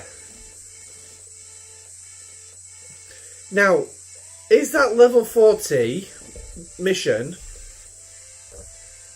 Do you have to travel into dark space to do it? To do any of it? Or is it all in the G3 region? And it's just a case of defeating the yellow dots? Because if it's yellow dots, if you use your ships wisely and maneuver, yeah. Then again, level 33, what's the best ships you can have is like 3 million, and that's the rares, isn't it? The Intrepid, Burrell, and the Gladius. If you got them maxed, and if you actually spent the resources, the materials on them, I'd have to say technically a level 33 can't do level 40 missions, but anything is possible. Anything is possible. No, all in G3. So it's got to be the hostiles then. If there's any killing doing, if it's just like red dots, it is actually doable. It is doable. But if it's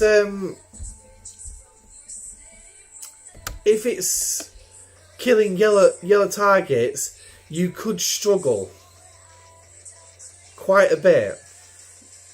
But I don't know. So I mean, I suppose,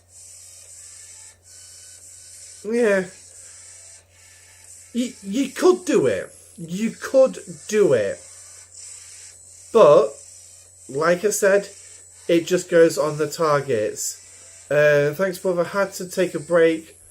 Ops 40 is killing me. Super expensive generators. 11 billion steel. Some research. 5 to 700 mil dilithium. And 400 days. Wow. Yes, I definitely would recommend camping. Definitely recommend camping there, mate.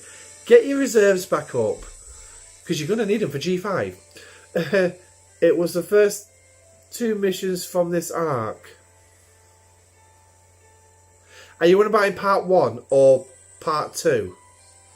Because there was a level 40 mission for part in this arc. The core missions were level 35, I think. I can't remember. But do not worry.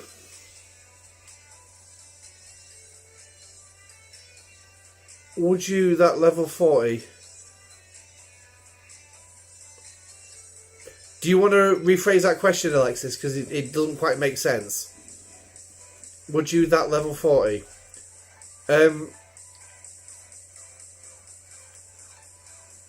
I would... If it's a level 40 mission, by all means get it, bank it, keep hold of it.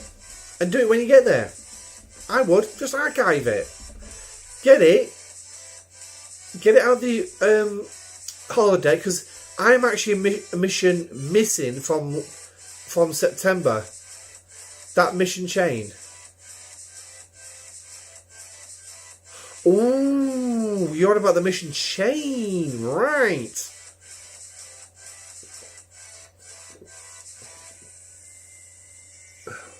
Hang on. Are you on about the Deep Space Nine mission chain?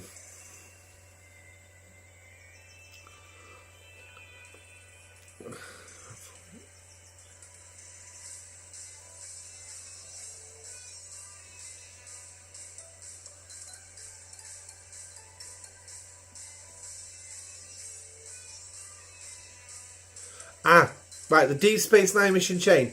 If you've already completed it, then brilliant. If not, what I'd say, claim it, let it run through its first bit of text and everything, archive it until you get there, until you get to level 40. If you don't want to, if you don't think you can do it, don't. If there's bits of it you can do early on, go ahead and do it. Go ahead and do it. I would recommend it.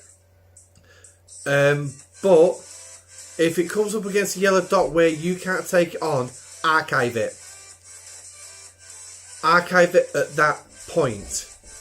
Because there's no rush in these missions. Now, if it's to do the completing the core missions and that, then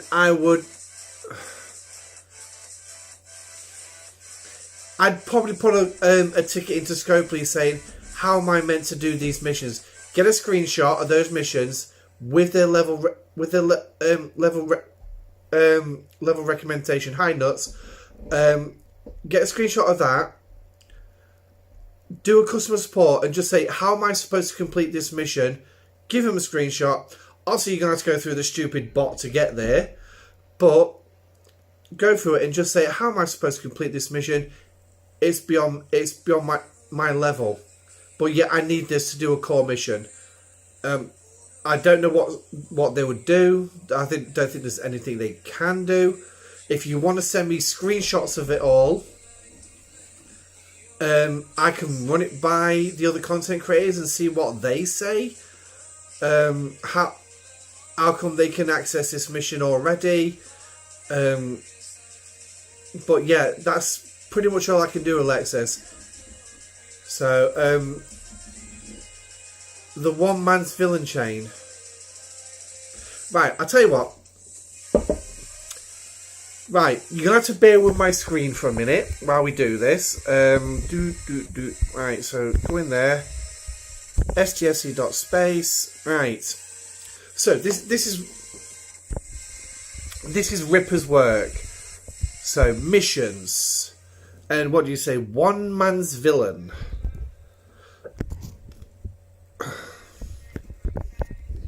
Oh, hang on. One man's... Right, we'll leave it there.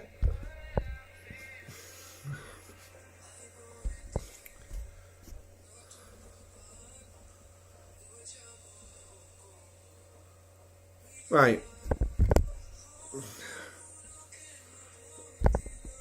Right, so... Augment sighting, Denver...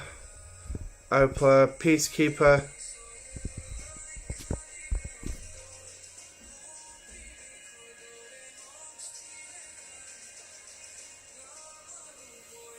Yeah, Alexis, I definitely would read Booth's comment because that's usually a viable tactic. I mean, obviously he's got ships of a higher level than you. Does it not work anymore, Nuts? Has Scopley plugged that hole? Because I've noticed even I can't two-tap some yellows. I just thought it was their strength.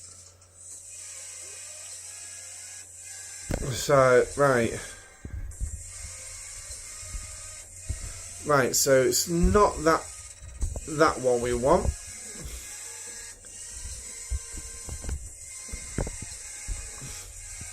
Right.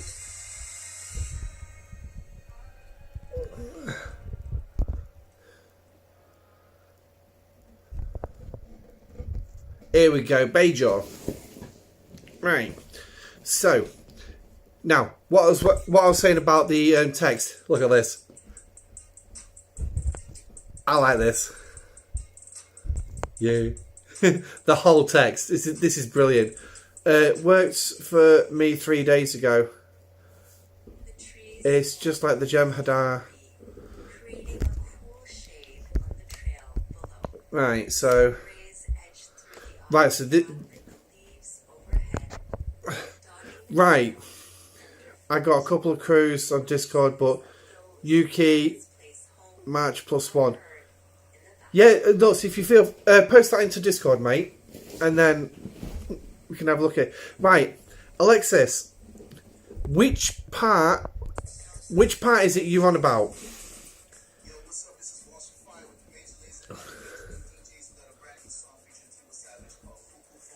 You gotta hit the second.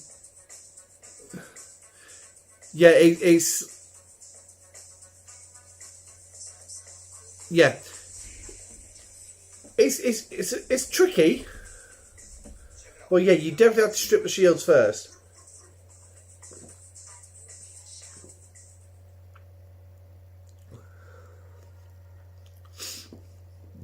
Just praying out the yellow dot's not a battleship because that's got a strong hull. Ideally, you want an interceptor because their hulls are weak as anything.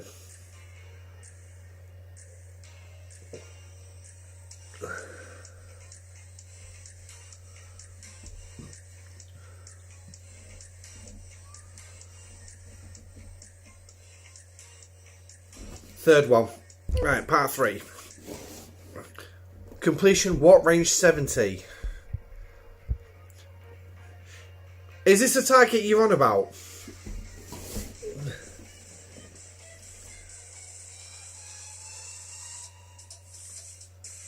Is this the one? Is this the target you're on about? The 5.8 million?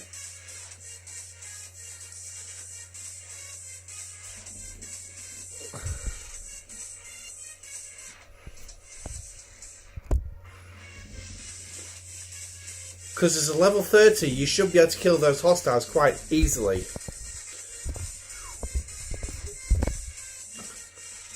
Now, bribe the Jem'Hadar, and then you still got to kill 40 hostiles. So, 5 level 40 hostiles. I think I actually went along this bribery path.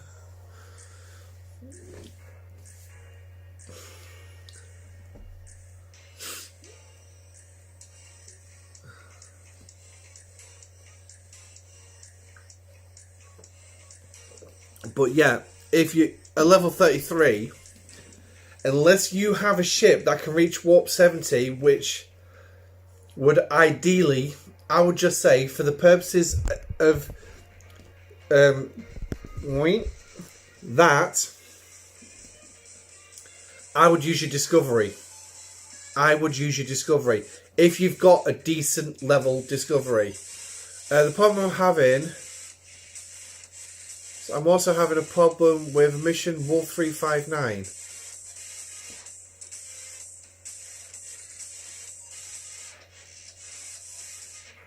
Yeah, I agree with you, Boo. For level 33, you won't be able to kill a 5.8 million Jem'Hadar ship. Not a chance.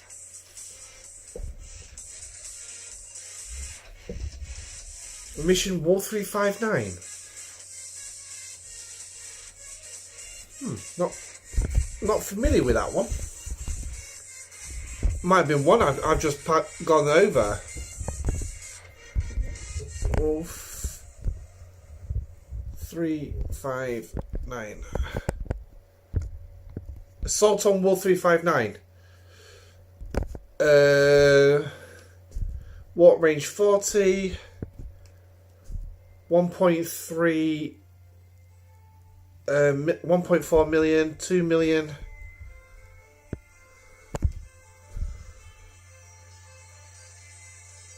Damaged data pad. It's a Romulyan mission.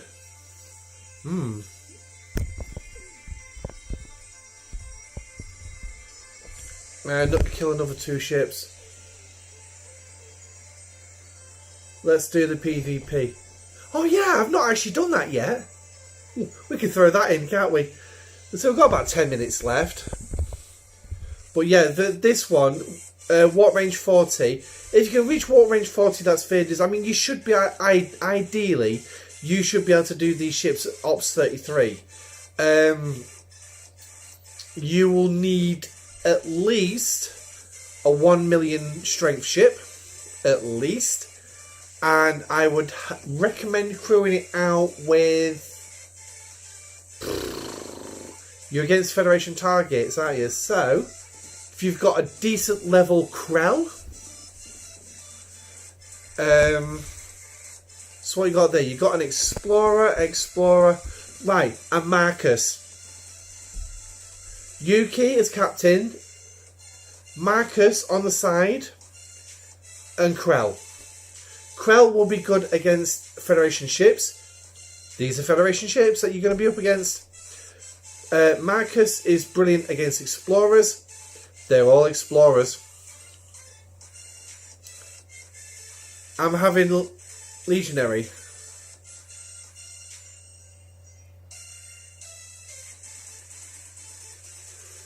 Yeah, a 2 million strength ship is going to be difficult. But it does come down to research, and it comes down to what you've got below deck as well. Krell and Marcus will both use defense. You're pretty much using... Oh yeah, you could use Harrison. It's stripping the shield for the first round. But after that, Marcus is pretty much useless. You want Yuki definitely in the captain's seat because her office ability is against Romulians. And also you're up against Federation targets. So I definitely recommend going with putting Yuki in the captain's seat. But yet, strangely enough as well, Harrison's captain's ability is against Explorers. So, one thing I will recommend though is do not make more than 2 attempts per day. 2 attempts per day. Because once you start getting beyond 2 attempts, and I noticed this, the RNG of trying to kill these things rarely starts going against you. The more times you come back to fight these yellow dots, the harder it is. So I wouldn't recommend going up twice. Just give it a day before challenging again. Or, as Nut suggests, archive it, move on. Trust me, there's nothing wrong with archiving it and come back round to it when you've got a ship at 2 million. Once you've got a ship at 2 million strength, trust me, these are going to be a walkover. Even with a PvE crew. Yes. So, but right. So, as Nut suggested, we could do PvP. Let's do that. So, right. So, let's get the game back up, shall we? Boom. Here it is. So, what crew have I got on there at the minute? Oh, I've got my Armada crew. So, let's change the crew out. Yay! So, let's have a think. Right. I don't even know where Kirk is. Oh, I think Kirk's on the jellyfish. Right, so what we'll do then is we'll take him. What have we got left? 22 hours. Merrick could be good on that one. Yes, Merrick's another good one as well. I've literally not long maxed Merrick. So, I'm just wondering why I'm so uncomfortable on my sofa tonight. It's because I haven't got my cushion behind me. So, but yeah, Merrick's a good one.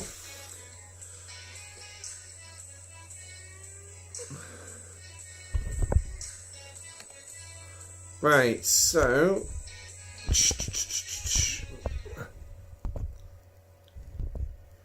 Marcus and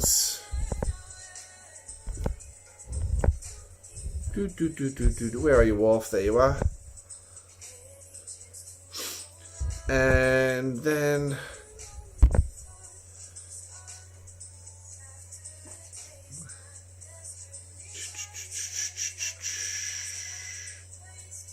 yeah, that'll do. That'll do.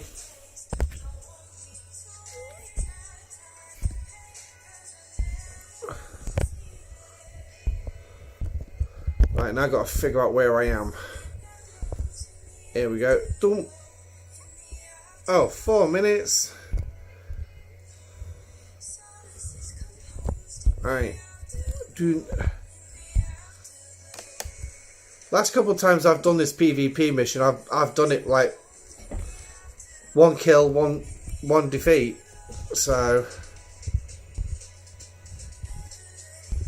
right, so where's the warships?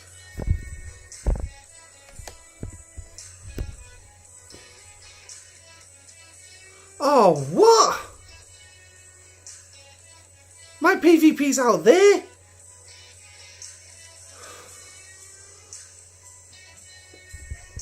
Right. Okay, so look at that, right? How good's that for me? Oh. 1 minute. 1 goddamn minute. Right, so 1, 2, 3, 4. And I got 9 hours, so there.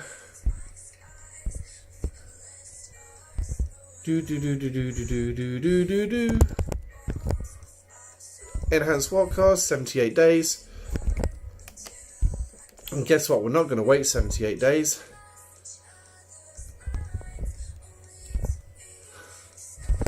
There we go.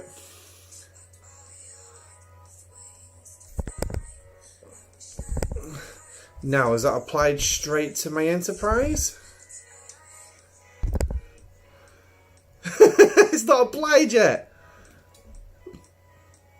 And we know why that is.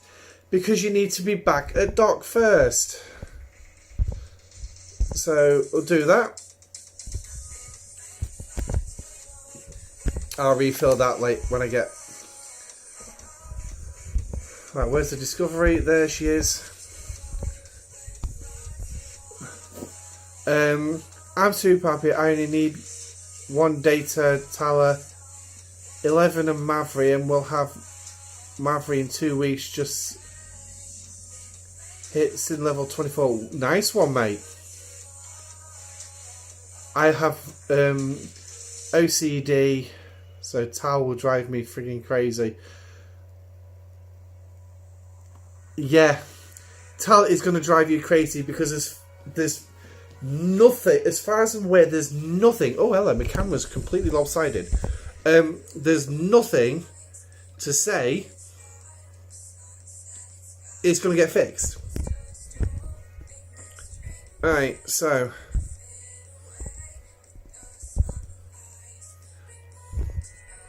where is everybody? Maybe I should have got in here earlier.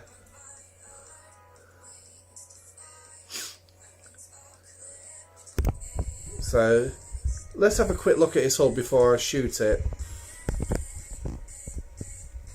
4 million hull. That's alright, so doing this one ship, if I can inflict a significant amount of damage.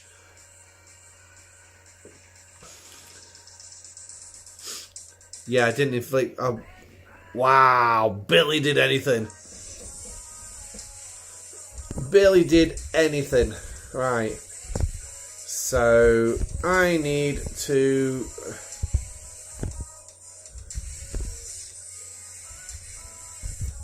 Right. Because it's a Romulyan ship.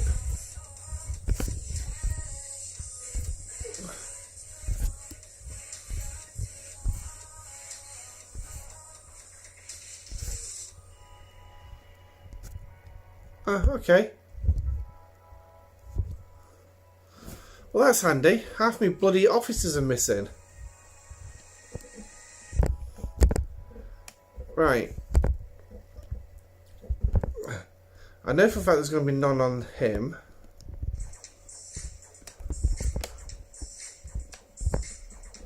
I'm wondering if I'm... Ah, there's Yuki.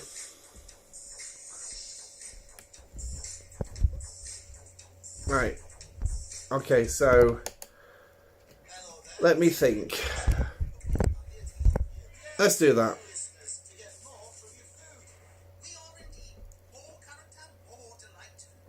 Battle log. I'll tell you exactly where I've gone wrong. It's because I've not got the right crew to take him on.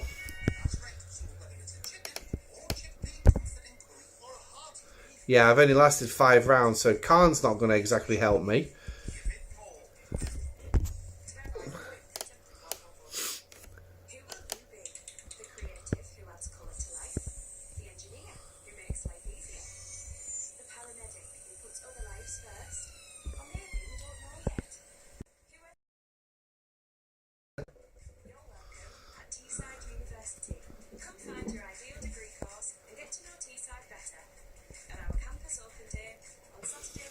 I've just realised who he's got on the bridge there.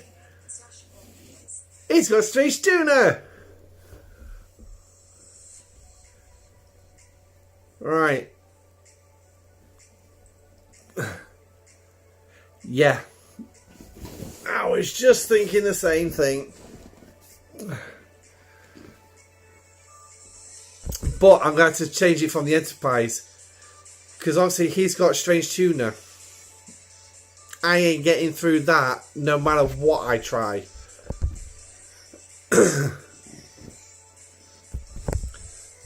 So,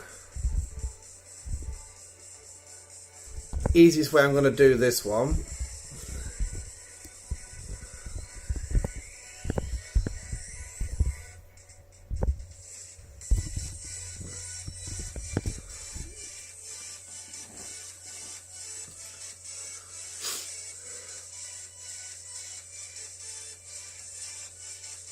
Yeah. You're definitely going to need Chauvinek on this. You're definitely going to need Chauvinek on it.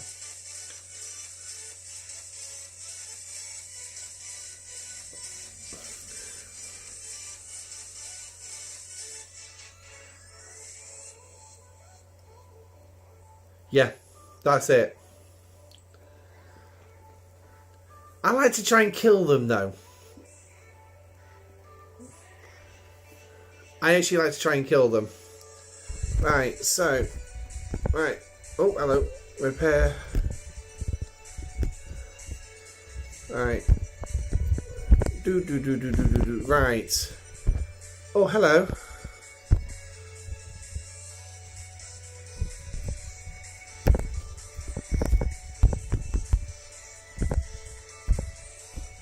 So, I'm going to say big shout out to Miss Goodnight here for being such a sport, and oh hello, what, for leaving the ship out for me to play dodgems with. I'll tell you what, with a PvE crew, I didn't realise about this. Where the fracking hell Chauvinek gone? Do I have Severus? Yes, and I do have. Yes, I do have those 2 officers.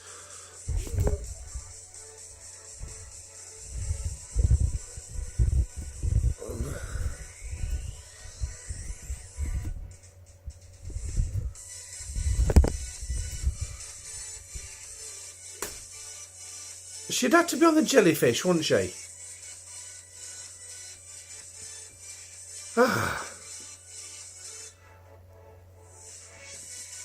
Right, so the only... Right, recall. So, because we had to recall the jellyfish home for this.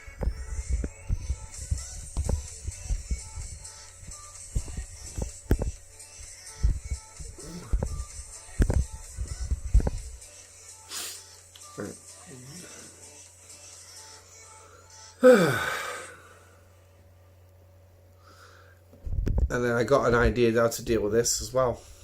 Yeah. Save me swapping too many crews around.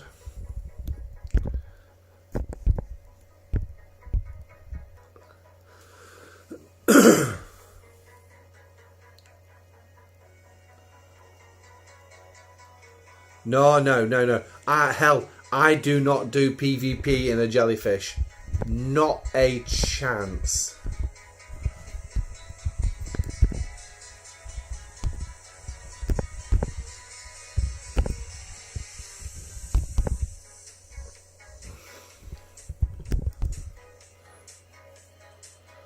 I don't use her very often. Health.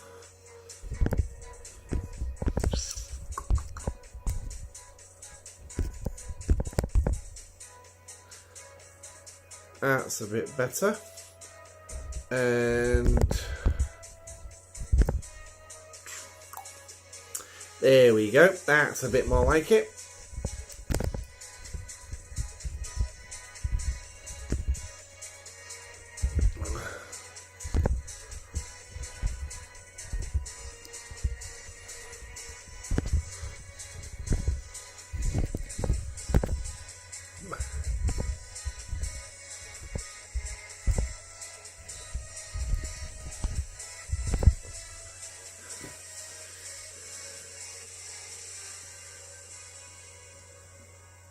Yeah, literally no hull damage. Yeah, literally. What do you think about the treasury? I think it's not worth diddly squat to me, that treasury. That is, it's literally right.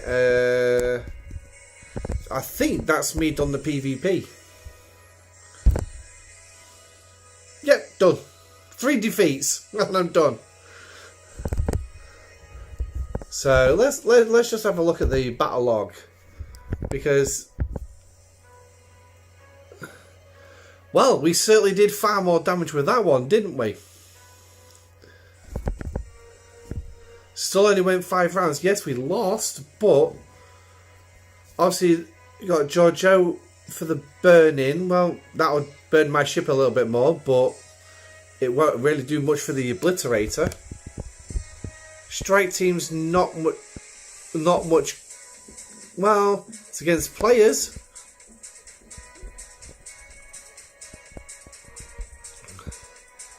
So, yeah.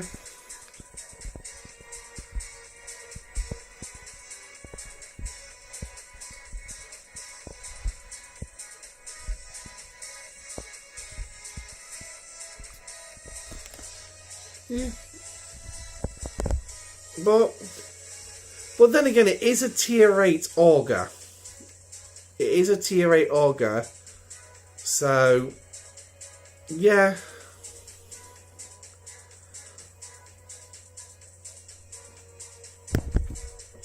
So, what's this? Severish chart or... Okay. Well, I'm not going to worry about those combinations at the minute, though, because it's 5 past midnight now here in the UK. So I really need to get sorted out because I've got to be up in like 5 hours. So yes, last month's treasury was good. This month is not worth. No, it is literally just like 20 shards of officers. That's it. How much horror damage did you do? Look at the numbers.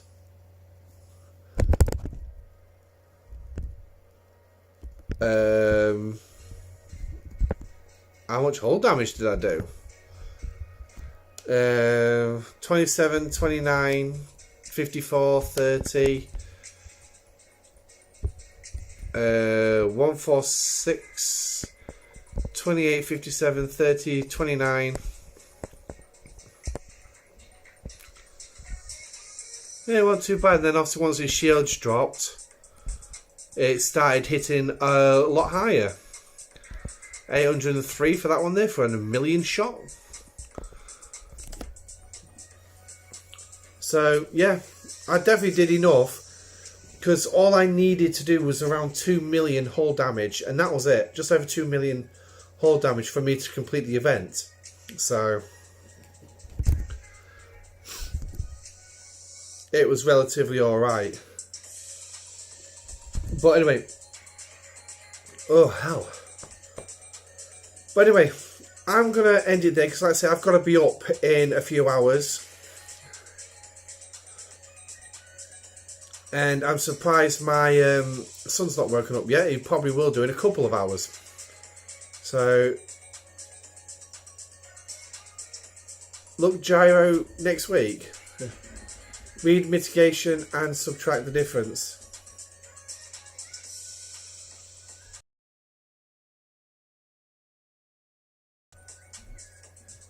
The mitigation had already been pulled off there, nuts. So, I mean, if we look at it again, right? That mitigation is the first line.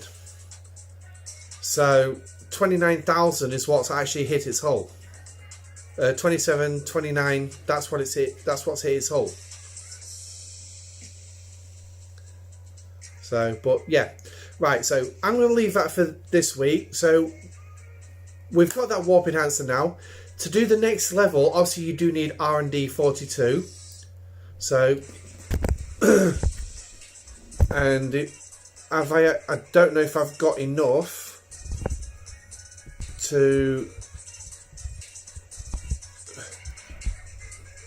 I might have.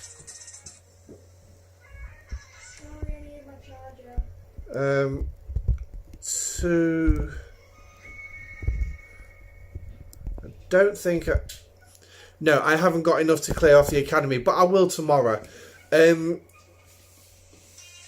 But what I can tell you from SCSC.space is raw, you will need 14,000 uncommon gas for the R&D 42. So that's expensive enough. But if you've got any further comments or queries, obviously please do drop them in the section down below. Do not forget to smash that like button on your way out. But that's the end of tonight's show. This has been Enhanced Warp Cores with some good geeking out, some good conversation, and looking at some figures. But anyway, I'll catch you on the next video. Until then, stay safe and live long and prosper. So, yeah, do you really want that? I know I don't. I'll tell you that much. Oh, recorded VT! That's the one from earlier. 2 hours, 22 minutes. Whoa. Anyway, take care of yourself, guys. Bye for now.